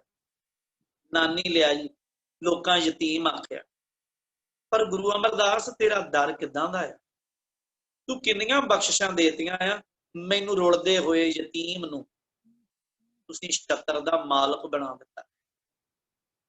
ਤੇ ਸਤਿਗੁਰੂ ਪਹਿਲਾ ਬਚਨ ਆਪਣੀ ਰਸਨਾ ਤੋਂ ਜਿਹੜਾ ਕਹਿੰਦੇ ਆ, ਜੋ ਹਮਰੀ ਬਿਦ ਹੋਤੀ ਮੇਰੇ ਸਤਿਗੁਰਾ, ਤਾ ਬਿਦ ਤੁਮ ਹਰ ਜਾਣੋ ਆਪੇ, ਹਮ ਰੁਲਤੇ ਫਿਰਤੇ ਕੋਈ ਬਾਤ ਨਾ पूछता, ਗੁਰ ਸਤਿਗੁਰ ਸੰਗ ਹੀਰੇ ਹਮ ਥਾਪੇ, ਧੰਨ ਧੰਨ ਗੁਰੂ ਨਾਨਕ ਜਨ ਤੇਰਾ, ਜਿਤ ਮਿਲਿਆ ਚੂਕੇ ਸਭ ਸੋਗ ਸੰਤਾਪੇ।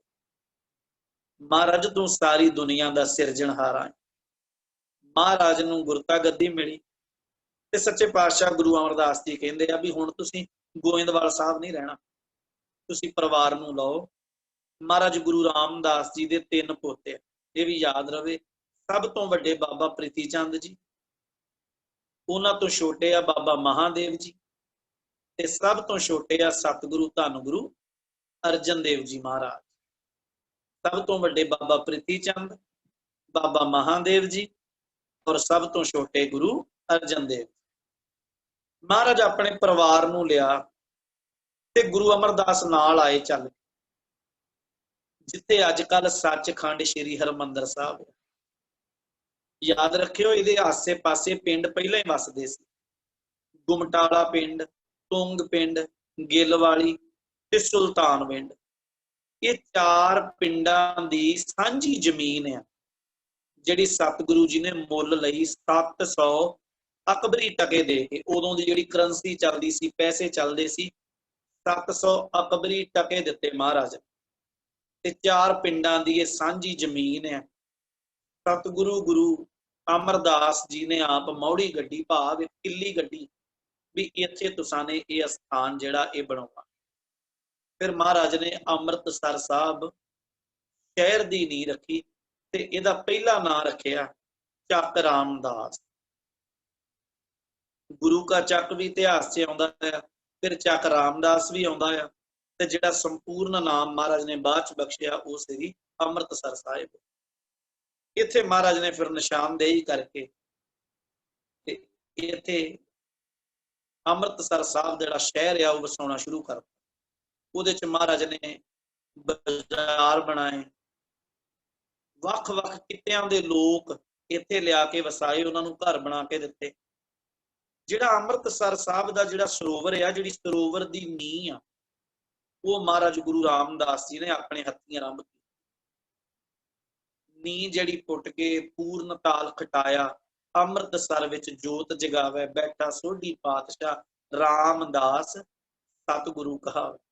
ਇਤਿਹਾਸ ਬੜਾ ਲੰਮੇਰਾ ਆ, ਮੇਰੇ ਕੋਲ ਸਮਾਂ ਵੀ ਸੀਮਤ ਆ। ਮੈਂ ਇੱਕ ਨਾਲ ਹੋਰ ਬੜੀ ਪਿਆਰੀ ਸਾਖੀ ਜਿਹੜੀ ਉਹ ਨਾਲ ਸਾਂਝੀ ਕਰਦਾ। ਜਦੋਂ ਇੱਥੇ ਬਹੁਤ ਸੰਗਤ ਦੂਰ ਦੁਰੇਡਿਆਂ ਤੋਂ, ਕਾਬਲ, ਕੰਧਾਰ, ਮਾਲਵਾ, ਮਾਝਾ, ਦੁਆਬਾ, ਦੂਰੋਂ ਦੂਰੋਂ ਸੰਗਤ ਆਉਣ ਲੱਗ ਪਈ। ਬੜੀ ਸੰਗਤ ਆਉਂਦੀ, ਸਾਰਾ ਦਿਨ ਸੇਵਾ ਚੱਲਦੀ। ਸਿਆਲ ਦੀ ਰੁੱਤ ਤੇ ਇੱਕ ਮਾਲਵੇ ਦੇ ਇਲਾਕੇ ਵਿੱਚੋਂ ਪਰਿਵਾਰ ਆਇਆ। ਦੋਵੇਂ ਪਤੀ ਪਤਨੀ ਆਏ ਚੱਲ ਕੇ। ਉਹਨਾਂ ਦਾ ਨਾਂ ਸੀ ਬਾਬਾ ਆਦਮ ਜੀ। ਉਹ ਚੱਲ ਕੇ ਆਏ, ਬੜੀ ਸੇਵਾ ਕਰਦੇ ਸੀ ਉਹ ਵੀ। ਉਹਨਾਂ ਦੀ ਸੇਵਾ ਕੀ ਸੀ? ਸਿਆਲ ਦੀ ਰੁੱਤ ਵਿੱਚ ਘਰ ਨਹੀਂ ਸੀ ਬਣੇ, ਕਿਉਂਕਿ ਸ਼ੁਰੂਆਤ ਸੀ ਸ਼ਹਿਰ ਦੀ। ਉਹ ਲੱਗੇ ਜਾਂ ਸਿੱਖਾਂ ਨੇ, ਤੇ ਭਾਈ ਜਿਹੜੇ ਆਦਮ ਜੀ ਸੀ, ਉਹਨਾਂ ਨੇ ਜੰਗਲ ਦੇ ਵਿੱਚੋਂ ਵੱਡੇ ਵੱਡੇ ਮੁੱਢ ਪੁੱਟ ਕੇ ਲਿਆਉਣੇ, ਲੱਕੜਾਂ ਲਿਆਉਣੀਆਂ, ਇਕੱਠੀਆਂ ਰੱਖ ਕੇ ਲੱਕੜਾਂ ਤੇ ਉਹਨਾਂ ਦੀ ਧੂਣੀ ਬਾਲ ਦੇਣੀ, ਵੀ ਲਾਗੇ ਬੰਨੇ ਜਿਹੜੇ ਸੁੱਤੇ ਹੋਏ ਸਿੱਖ ਸੰਗਤ ਆ ਉਹਨਾਂ ਨੂੰ ਨਿੱਘ ਮਿਲਦਾ ਰਹੇ। ਇੱਕ ਦਿਨ ਗੁਰੂ ਰਾਮਦਾਸ ਮਹਾਰਾਜ ਕਹਿੰਦੇ ਆ, ਸਿੱਖਾਂ ਨੂੰ ਪੁੱਛਦੇ ਵੀ ਆ ਇੰਨੀ ਸੇਵਾ ਕੌਣ ਕਰਦਾ ਆ? ਕਹਿਣ ਲੱਗੇ, ਮਹਾਰਾਜ ਮਾਲਵੇ ਤੋਂ ਸਿੱਖ ਆਇਆ ਪਿਆ ਆ ਬਾਬਾ ਆਦਮ। ਹੁਣ ਜਦੋਂ ਰੋਜ਼ ਸਵੇਰੇ ਦੀਵਾਨ ਸਜਦਾ, ਉਸ ਦੀਵਾਨ ਦੇ ਵਿੱਚ ਗੁਰੂ ਰਾਮਦਾਸ ਜੀ ਅੰਮ੍ਰਿਤਮਈ ਬਾਣੀ ਦਾ ਕੀਰਤਨ ਆਪ ਕਰਵਾਉਂਦੇ, ਸੁਣਦੇ, ਵਿਚਾਰ ਕਰਦੇ, ਕਥਾ ਕਰਦੇ। ਫਿਰ ਮਹਾਰਾਜ ਕਹਿੰਦੇ ਵੀ ਕਿਸੇ ਸੰਗਤ ਦੀ ਕੋਈ ਵਿਚਾਰ, ਕੋਈ ਮੰਗ ਹੋਵੇ, ਕਹਿ ਸਕਦਾ ਹੈ। ਉਹਨਾਂ ਦੋਵਾਂ ਪਤੀ ਪਤਨੀ ਨੇ ਸਲਾਹ ਕੀਤੀ ਵੀ ਸਾਡੇ ਕੋਲ ਬੱਚਾ ਹੈ ਨਹੀਂ, ਆਪਾਂ ਗੁਰੂ ਰਾਮਦਾਸ ਨੂੰ ਕਰੀਏ। ਬਾਬਾ ਆਦਮ ਜੀ ਉੱਠੇ, ਹੱਥ ਜੋੜੇ, ਮਹਾਰਾਜ ਕਹਿੰਦੇ ਵੀ ਬਚਨ ਕਰੋ, ਕੀ ਮੰਗਦੇ ਹੋ? ਭਾਈ ਆਦਮ ਜੀ ਸ਼ਰਮਾ ਗਏ, ਉਹਨਾਂ ਹੱਥ ਜੋੜ ਕੇ ਬਸ ਇੰਨਾ ਹੀ ਕਿਹਾ। ਕਹਿਣ ਲੱਗੇ, ਮਹਾਰਾਜ ਬਸ ਆਪਦੇ ਚਰਨਾਂ ਨਾਲ ਜੋੜੀ ਰੱਖੇ, ਬੱਚਾ ਨਹੀਂ ਮੰਗਿਆ ਉਹਨਾਂ।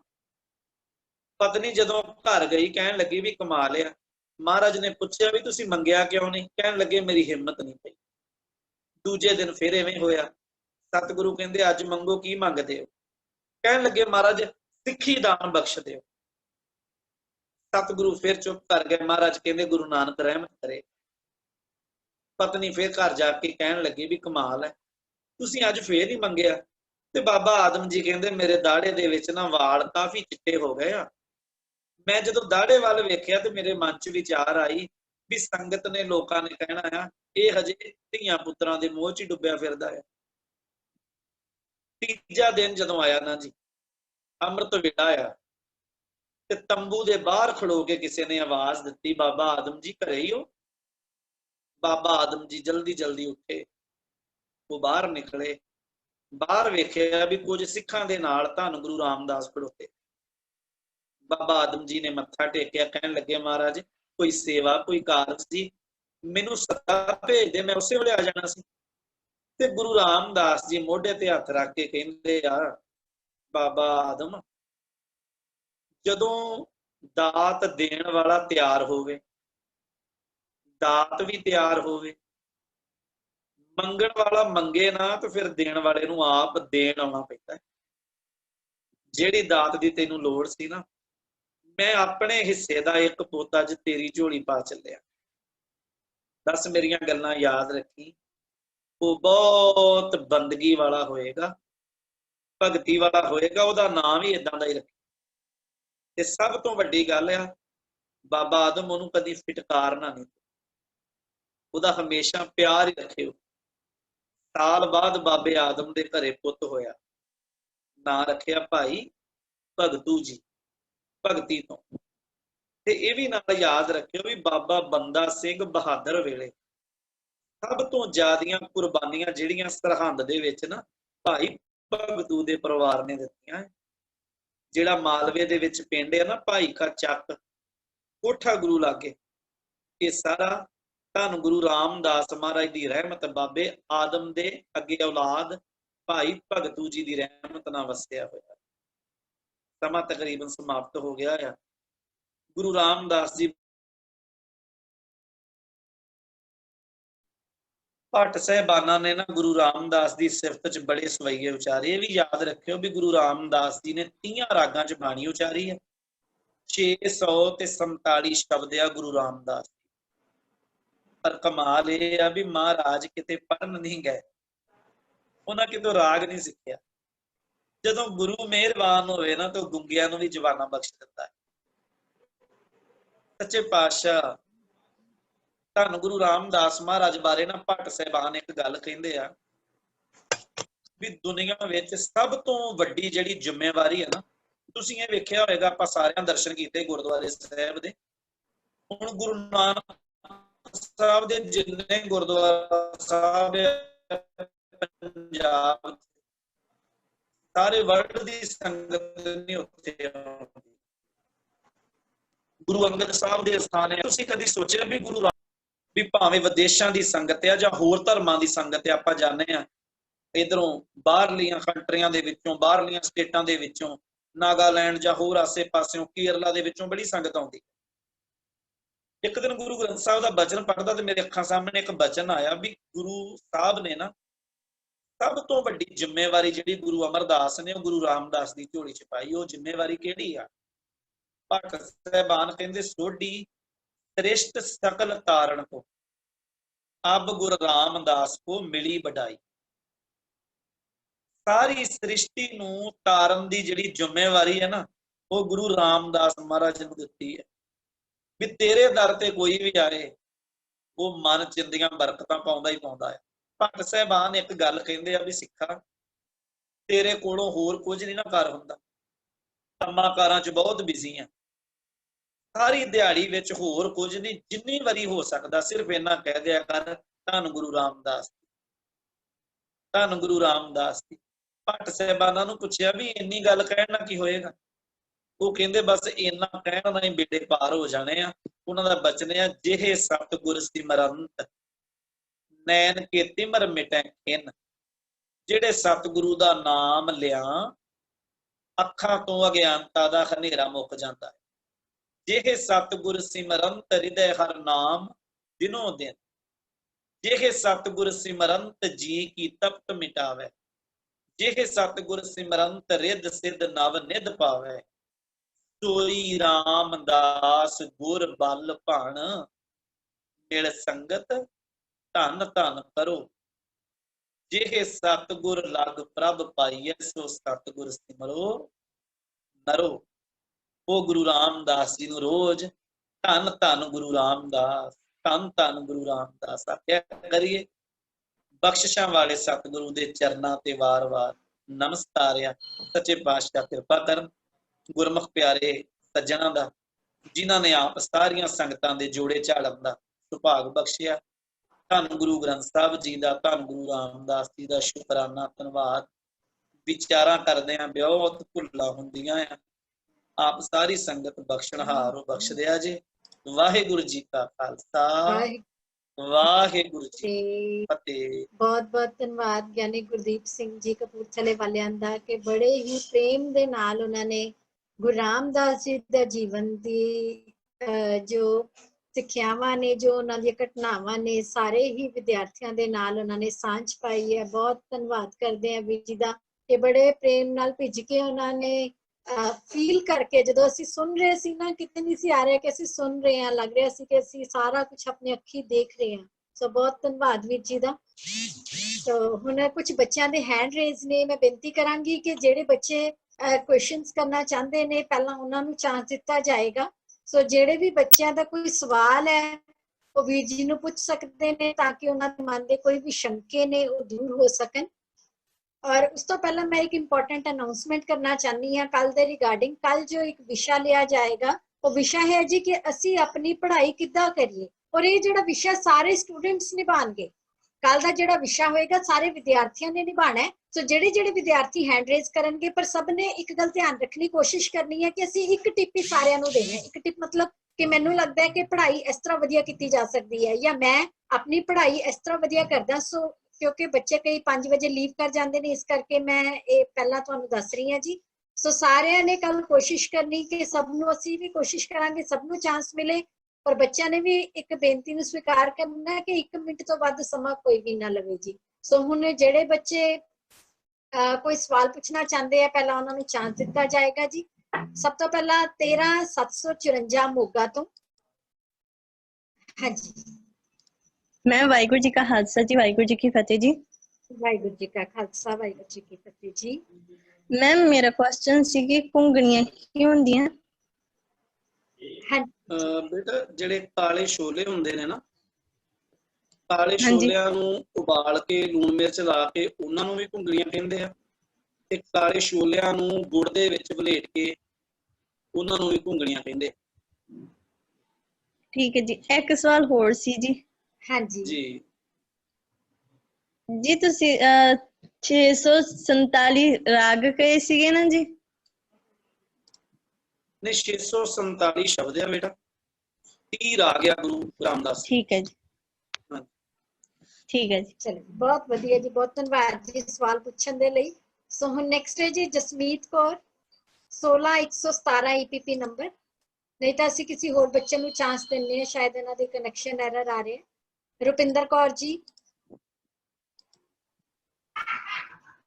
ਵਾਹਿਗੁਰੂ ਜੀ ਕਾ ਖਾਲਸਾ ਵਾਹਿਗੁਰੂ ਜੀ ਕੀ ਫਤਿਹ ਜੀ। ਵਾਹਿਗੁਰੂ ਜੀ ਵਾਹਿਗੁਰੂ ਜੀ। ਮੇਰਾ ਕੁਐਸਚਨ ਹੈ ਕਿ ਜਦੋਂ ਆਪਾਂ ਗੁਰੂ ਘਰ ਜਾਂਦੇ ਹਾਂ ਆਪਾਂ ਤੇ ਕਈ ਸੋਚਦੇ ਆ ਕਿ ਆਪਾਂ ਨੂੰ ਬੈਠ ਕੇ ਬਾਣੀ ਸੁਣਨੀ ਚਾਹੀਦੀ ਹੈ, ਪਰ ਕਈ ਕਹਿੰਦੇ ਆਪਾਂ ਨੂੰ ਸੇਵਾ ਕਰਨੀ ਚਾਹੀਦੀ ਹੈ। ਕੀ ਆਪਾਂ ਨੂੰ ਬਾਣੀ ਪੜ੍ਹਨੀ ਸੁਣਨੀ ਚਾਹੀਦੀ ਬੈਠ ਕੇ, ਆਪਾਂ ਨੂੰ ਸੇਵਾ ਕਰਨੀ ਚਾਹੀਦੀ ਹੈ? ਬੇਟਾ ਗੁਰੂ ਨਾਨਕ ਸਾਹਿਬ ਦੇ ਘਰ ਦੇ ਨਾ ਇਹ ਦੋਵੇਂ ਸਿਧਾਂਤ ਪੈਰਲਲ ਚੱਲਦੇ ਆ, ਸੇਵਾ ਵੀ ਤੇ ਸਿਮਰਨ ਵੀ। ਠੀਕ ਹੈ ਜੀ। ਸੇਵਾ ਵੀ ਓਨਾ ਹੀ ਮਹੱਤਵ ਸੇਵਾ ਦਾ ਆ, ਪਰ ਓਨਾ ਹੀ ਮਹੱਤਵ ਜਿਹੜਾ ਉਹ ਅੰਮ੍ਰਿਤਮਈ ਬਾਣੀ ਪੜ੍ਹਨ ਸੁਣਨ ਦਾ ਆ। ਜਿਵੇਂ ਜਿੰਨਾ ਇਤਿਹਾਸ ਪੜ੍ਹੋਗੇ, ਜੇ ਗੁਰੂ ਅਮਰਦਾਸ ਮਹਾਰਾਜ ਦੇ ਘਰ ਗੁਰੂ ਅੰਗਦ ਸਾਹਿਬ ਆਏ, ਗੁਰੂ ਅੰਗਦ ਸਾਹਿਬ ਦੇ ਘਰ ਗੁਰੂ ਅਮਰਦਾਸ ਆਏ, ਜਾਂ ਗੁਰੂ ਨਾਨਕ ਸਾਹਿਬ ਦੇ ਘਰ 'ਚ ਗੁਰੂ ਅੰਗਦ ਸਾਹਿਬ ਆਉਂਦੇ ਆ, ਉਹ 7 ਸਾਲ ਉੱਥੇ ਰਹੇ ਆ, ਉਹਨਾਂ ਸੇਵਾ ਵੀ ਕੀਤੀ ਆ ਤੇ ਬਾਣੀ ਨੂੰ ਸੁਣਿਆ ਵੀ ਆ, ਬਾਣੀ ਨੂੰ ਪੜ੍ਹਿਆ ਵੀ। ਇਸ ਲਈ ਇਹ ਦੋਵੇਂ ਸਿਧਾਂਤ ਜਿਹੜੇ ਜ਼ਰੂਰੀ ਆ, ਜਿੰਨਾ ਜਿੰਨਾ ਸਮਾਂ ਆਪਾਂ ਕੱਢ ਸਕਦੇ ਆ, ਇਹ ਦੋਵੇਂ ਕਰਮ ਜਿਹੜੇ ਜ਼ਰੂਰੀ ਨਾਲ ਹੀ ਚੱਲਣਗੇ ਬਰਾਬਰ। ਬਹੁਤ ਧੰਨਵਾਦ ਜੀ। ਸੋ ਨੈਕਸਟ ਐਸ਼ਦੀਪ ਕੌਰ ਜੀ, ਸ਼ਾਇਦ ਉਹ ਕਿਸੇ ਕਾਰਨ ਕਰਕੇ ਰਹਿ ਗਏ ਨੇ। ਨਵਜੀਤ ਕੌਰ ਜੀ 14484। ਮੈਮ ਵਾਹਿਗੁਰੂ ਜੀ ਕਾ ਖਾਲਸਾ ਵਾਹਿਗੁਰੂ ਜੀ ਕੀ ਫਤਿਹ। ਵਾਹਿਗੁਰੂ ਜੀ ਕਾ ਖਾਲਸਾ ਜੀ। ਮੈਮ ਮੇਰਾ ਕੁਐਸਚਨ ਇਹ ਆ ਕਿ ਸ਼੍ਰੀ ਗੁਰੂ ਰਾਮਦਾਸ ਜੀ ਦੇ ਸ਼੍ਰੀ ਗੁਰੂ ਗ੍ਰੰਥ ਸਾਹਿਬ ਜੀ ਅੰਦਰ ਕਿੰਨੇ ਸ਼ਲੋਕ ਦਰਜ ਹਨ? ਕਿੰਨੇ ਸ਼ਬਦ? ਮੈਮ ਬੇਟਾ ਕੱਲੇ ਸ਼ਬਦ ਜਿਹੜੇ ਆ, ਸਾਰੇ ਸੰਪੂਰਨ ਸ਼ਬਦਾਂ ਦੀ ਜਿਹੜੀ ਗਿਣਤੀ ਆ ਉਹ 647 ਆ। ਹਾਂਜੀ, ਜੋ ਸ਼ਬਦਾਂ ਦੀ ਗਿਣਤੀ ਹੈ, ਕੁਝ ਬੱਚੇ ਲਿਖ ਕੇ ਵੀ ਸਵਾਲ ਪਾ ਰਹੇ ਨੇ। 647 ਸ਼ਬਦ ਨੇ ਗੁਰੂ ਰਾਮਦਾਸ ਜੀ ਦੇ ਗੁਰੂ ਗ੍ਰੰਥ ਸਾਹਿਬ ਜੀ ਦੇ ਵਿੱਚ। So next Prabhjotleen Kaur. ਮੈਂ ਬੱਚਿਆਂ ਨੂੰ ਬੇਨਤੀ ਕਰਾਂਗੀ, ਜਿਹੜੇ ਬੱਚੇ ਸਵਾਲ ਪੁੱਛਣਾ ਚਾਹੁੰਦੇ ਨੇ ਕਿਰਪਾ ਕਰਕੇ ਆਪਣੀ ਵੀਡੀਓਜ਼ ਨੂੰ ਔਨ ਕਰ ਲੈਣ। ਹਾਂਜੀ ਪ੍ਰਭਜੋਤਲੀਨ ਕੌਰ ਜੀ, ਅਨਮਿਊਟ ਕਰੋ ਜੀ ਆਪਣੇ ਆਪ ਨੂੰ। ਮੈਮ ਵਾਹਿਗੁਰੂ ਜੀ ਕਾ ਖਾਲਸਾ ਵਾਹਿਗੁਰੂ ਜੀ ਕੀ ਫਤਿਹ। ਵਾਹਿਗੁਰੂ ਜੀ ਕਾ ਖਾਲਸਾ ਵਾਹਿਗੁਰੂ ਜੀ ਕੀ ਫਤਿਹ ਜੀ। ਮੈਮ ਮੇਰਾ ਇਹ ਸਵਾਲ ਹੈ ਜੀ, ਸ਼੍ਰੀ ਗੁਰੂ ਅਮਰਦਾਸ ਜੀ ਦੀ ਪਤਨੀ ਜੀ ਦਾ ਕੀ ਨਾਮ ਹੈ? ਮਾਤਾ ਮਨਸਾ ਦੇਵੀ ਜੀ। ਠੀਕ ਹੈ ਵਾਹਿਗੁਰੂ ਜੀ। ਹਾਂਜੀ ਨੈਕਸਟ ਹਰਸ਼ਪ੍ਰੀਤ ਕੌਰ। ਹਾਂਜੀ ਅਨਮਿਊਟ ਕਰੋ ਜੀ ਆਪਣੇ ਆਪ ਨੂੰ। ਹਰਸ਼ਪ੍ਰੀਤ ਕੌਰ ਜੀ। ਹਾਂਜੀ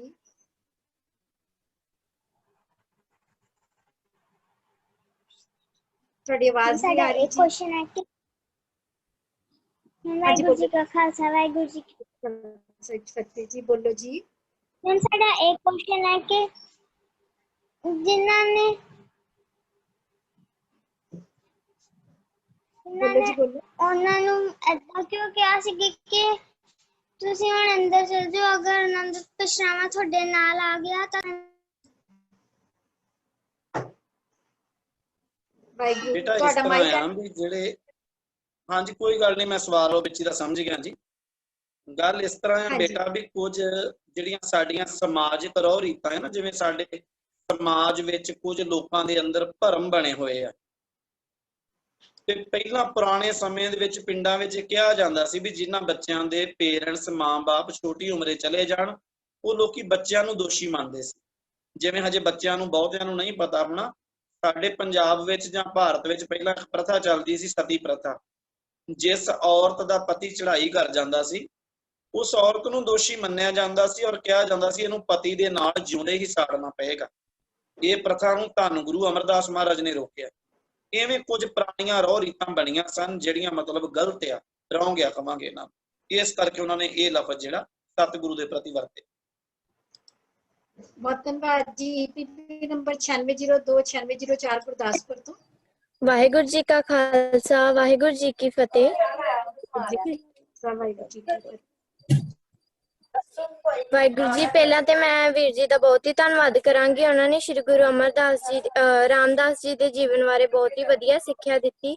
ਮੈਂ ਪੁੱਛਣਾ ਚਾਹੁੰਦੀ ਹਾਂ ਕਿ ਔਦ ਦਾ ਮੀਨਿੰਗ ਕੀ ਹੁੰਦਾ ਹੈ? ਉਹਦਾ ਬੇਟਾ ਔਦ ਔਦ ਔਂਤ ਲਫ਼ਜ਼ ਪੁੱਤਰ ਵੈਸੇ ਤੇ ਜਿਹੜਾ ਠੇਠ ਪੰਜਾਬੀ ਦੇ ਵਿੱਚ ਤੇ ਹੁੰਦਾ ਆ ਵੀ ਜਿਨ੍ਹਾਂ ਦੇ ਘਰ ਵਿੱਚ ਔਲਾਦ ਨਾ ਹੋਵੇ ਉਹਨੂੰ ਔਂਤ ਕਿਹਾ ਜਾਂਦਾ ਹੈ। ਅੰਕਲ ਵੀ ਜੀ ਔਦ ਪੁੱਛ ਰਹੇ ਨੇ ਸ਼ਾਇਦ। ਔਦ ਔਦ ਔਦ ਮੈਂ ਨਾ ਉਮਰ ਬੇਟਾ, ਉਮਰ। ਔਦ ਘਟੈ ਦਿਨ ਸਰੈ ਨਾਰੇ, ਔਦ ਮੈਂ ਨਾ ਉਮਰ। ਬਹੁਤ ਧੰਨਵਾਦ ਜੀ। ਸ਼ੇਰਪੁਰ ਤੋਂ 16117 ਜਸਮੀਤ ਕੌਰ ਜੀ, ਅਨਮਿਊਟ ਕਰੋ ਜੀ ਆਪਣੇ ਆਪ। ਭੈਣ ਜੀ ਮੈਂ ਬੇਨਤੀ ਕਰਦੇ ਹਾਂ, ਹੱਥ ਜੋੜ ਕੇ ਮੈਂ ਸਮਾਂ ਮੰਗਦਾ ਹਾਂ। ਮੈਂ ਨਾ ਪਠਾਨਕੋਟ ਜਾਣਾ ਆ ਜੀ, ਤੇ ਠੀਕ ਹੈ ਵੀਰ ਜੀ, ਅਸੀਂ ਖਿਮਾ ਕਰ ਦਿਓ ਪਲੀਜ਼। ਜੀ ਵੀਰ ਜੀ ਬਸ ਲਾਸਟ ਸਵਾਲ ਹੋਏਗਾ ਜੀ। ਹਾਂਜੀ ਠੀਕ ਹੈ ਜੀ। ਵਾਹਿਗੁਰੂ ਜੀ ਕਾ ਖਾਲਸਾ, ਵਾਹਿਗੁਰੂ ਜੀ ਕੀ ਫਤਿਹ। ਵਾਹਿਗੁਰੂ ਜੀ ਕਾ ਖਾਲਸਾ, ਵਾਹਿਗੁਰੂ ਜੀ ਕੀ ਫਤਿਹ। ਸਭ ਤੋਂ ਪਹਿਲਾਂ ਮੈਂ ਸਰ ਦਾ ਬਹੁਤ ਧੰਨਵਾਦ ਕਰਨਾ ਚਾਹੁੰਦੀ ਹਾਂ। ਉਹਨਾਂ ਨੇ ਸਾਨੂੰ ਬਹੁਤ ਵਧੀਆ ਸਿੱਖਿਆ ਦਿੱਤੀ। ਮੈਮ ਮੇਰਾ ਕੁਐਸਚਨ ਹੈ, ਗੁਰੂ ਨਾਨਕ ਦੇਵ ਜੀ ਨੇ ਆਪਣੇ ਪੁੱਤਰ ਨੂੰ ਗੁਰੂ ਗੱਦੀ ਕਿਉਂ ਨਹੀਂ ਦਿੱਤੀ ਸੀ? ਪਰ ਇਸ ਤਰ੍ਹਾਂ ਆ, ਗੁਰੂ ਘਰ ਦੇ ਵਿੱਚ ਇੱਕ ਦੋ ਲਫ਼ਜ਼ ਤੁਸੀਂ ਪੜ੍ਹੇ ਲਿਖੇ ਬੱਚੇ ਸਮਝਦੇ ਹੋ, ਇੱਕ ਹੁੰਦੀ ਸਿਲੈਕਸ਼ਨ, ਇੱਕ ਹੁੰਦੀ ਇਲੈਕਸ਼ਨ। ਇੱਕ ਲੋਕ ਨਾ ਇਲੈਕਸ਼ਨ ਕਰਦੇ ਆ, ਜਿਵੇਂ ਵੋਟਾਂ ਪਾ ਕੇ ਚੁਣਨਾ ਕਿਸੇ ਨੂੰ। ਇੱਕ ਹੁੰਦੀ ਸਿਲੈਕਸ਼ਨ ਕਰਨੀ ਜਿਹੜਾ ਯੋਗ ਹੋਵੇ। ਤੇ ਗੁਰੂ ਨਾਨਕ ਸਾਹਿਬ ਦੇ ਘਰ ਵਿੱਚ ਇਹ ਰਹਿਮਤ ਰਹੀ ਆ ਵੀ ਜਿਹੜਾ ਬੰਦਾ ਯੋਗ ਹੈ ਨਾ ਉਹਨੂੰ ਹੀ ਦਾਤ ਮਿਲ ਸਕਦੀ ਆ, ਕਿਉਂਕਿ ਸਾਰੀ ਕੌਮ ਨੂੰ ਪੁੱਤਰ ਨਾਲ ਹੈਂਡਲ ਕਰਨਾ ਹੈ। ਜਿਵੇਂ ਸਕੂਲ ਦੇ ਵਿੱਚ ਟੀਚਰ ਜਿਹੜਾ ਯੋਗ ਹੋਵੇ ਉਹੀ ਬੱਚਿਆਂ ਨੂੰ ਪੜ੍ਹਾ ਸਕਦਾ ਆ, ਜਿਹਨੂੰ ਆਉਂਦਾ ਹੀ ਕੁਝ ਨਾ ਹੋਵੇ ਤੇ ਉਹ ਕੀ ਪੜ੍ਹਾਏਗਾ। ਇਵੇਂ ਜਿਹੜਾ ਯੋਗ ਸੀ ਉਹਨੂੰ ਗੱਲ ਕੀਤੀ। ਗੁਰਬਾਣੀ ਦਾ ਇਹ ਬਚਨ ਆ, ਤਖਤ ਬਹਿ ਤਖਤੈ ਕੀ ਲਾਇਕ। ਜਿਹੜਾ ਉਹਦੇ ਲਾਇਕ ਸੀ ਉਹਨੂੰ ਬਿਠਾਇਆ ਮਹਾਰਾਜ ਨੇ। ਉਹ ਲਾਇਕ ਸੀ ਗੁਰੂ ਅੰਗਦ ਸਾਹਿਬ ਜੀ, ਇਸ ਲਈ ਉਹ ਦਾਤ ਉਹਨਾਂ ਦੀ ਝੋਲੀ ਪੈ ਗਈ। ਸੋ ਮੈਂ ਬਹੁਤ ਧੰਨਵਾਦ ਕਰਦੀ ਹਾਂ ਜੀ ਵੀਰ ਜੀ ਦਾ, ਜਿਨ੍ਹਾਂ ਨੇ ਆਪਣੇ ਕੀਮਤੀ ਸਮੇਂ ਵਿੱਚ ਸਮਾਂ ਕੱਢ ਕੇ ਬੱਚਿਆਂ ਨੂੰ ਜਿਹੜੇ ਗੁਰੂ ਰਾਮਦਾਸ ਜੀ ਦੇ ਜੀਵਨ ਬਾਰੇ ਚਾਨਣਾ ਪਾਇਆ ਜੀ। ਔਰ ਬੱਚੇ ਚੈਟ ਦੇ ਵਿੱਚ ਵੀ ਵੀਰ ਜੀ ਦਾ ਬਹੁਤ ਧੰਨਵਾਦ ਕਰ ਰਹੇ ਨੇ ਕਿ ਅੱਜ ਦਾ ਸੈਸ਼ਨ ਸਾਨੂੰ ਬਹੁਤ ਵਧੀਆ ਲੱਗਿਆ। ਔਰ ਅਸੀਂ ਪੂਰੀ ਟੀਮ ਐਜੂਕੇਟ ਪੰਜਾਬ ਪ੍ਰੋਜੈਕਟ ਦੀ ਵੀਰ ਜੀ ਦਾ ਬਹੁਤ ਧੰਨਵਾਦ ਕਰਦੇ ਹਾਂ ਕਿ ਵੀਰ ਜੀ ਨੇ ਬਹੁਤ ਹੀ ਪ੍ਰੇਮ ਦੇ ਨਾਲ ਸਾਰਿਆਂ ਦਾ ਧੰਨਵਾਦ ਜੀ ਦੇ ਜੀਵਨ ਬਾਰੇ ਚਾਨਣਾ ਪਾਇਆ। ਆਸ ਕਰਦੇ ਹਾਂ ਕਿ ਅੱਗੇ ਤੋਂ ਵੀ ਵੀਰ ਜੀ ਨੂੰ ਜਦੋਂ ਬੇਨਤੀ ਕਰਾਂਗੇ ਜ਼ਰੂਰ ਹਾਜ਼ਰੀ ਭਰਨਗੇ, ਤੇ ਖਿਮਾ ਵੀ ਮੰਗਦੇ ਹਾਂ ਕਿ ਵੀਰ ਜੀ ਦਾ ਜਿਹੜਾ ਸਮਾਂ ਉਹ ਅਸੀਂ ਉੱਪਰ ਲੈ ਗਏ ਹਾਂ। ਸੋ ਅਸੀਂ ਕੈਂਪ ਦੀ ਇੱਥੇ ਸਮਾਪਤੀ ਕਰਦੇ ਹਾਂ ਜੀ। ਅਸਲ ਵਿੱਚ ਪ੍ਰੋਗਰਾਮ ਸੀ 8 ਵਜੇ ਤੇ ਮੈਂ ਉੱਥੇ ਜਾਣਾ ਸੀ, ਤਾਂ ਕਰਕੇ। ਜੀ ਵੀਰ ਜੀ, ਧੰਨਵਾਦ ਤੁਹਾਡਾ ਸਾਰੀ ਸੰਗਤ ਦਾ। ਵਾਹਿਗੁਰੂ ਜੀ ਕਾ ਖਾਲਸਾ, ਵਾਹਿਗੁਰੂ ਜੀ ਕੀ ਫਤਿਹ। ਸੋ ਸਾਰੇ ਬੱਚਿਆਂ ਨੇ ਕੱਲ ਸਮੇਂ ਤੇ ਜੁਆਇਨ ਕਰਨਾ ਜੀ। ਸਾਰੇ ਵਿਦਿਆਰਥੀਆਂ ਦਾ ਬਹੁਤ ਬਹੁਤ ਧੰਨਵਾਦ ਜੀ। ਵਾਹਿਗੁਰੂ ਜੀ ਕਾ ਖਾਲਸਾ, ਵਾਹਿਗੁਰੂ ਜੀ ਕੀ ਫਤਿਹ।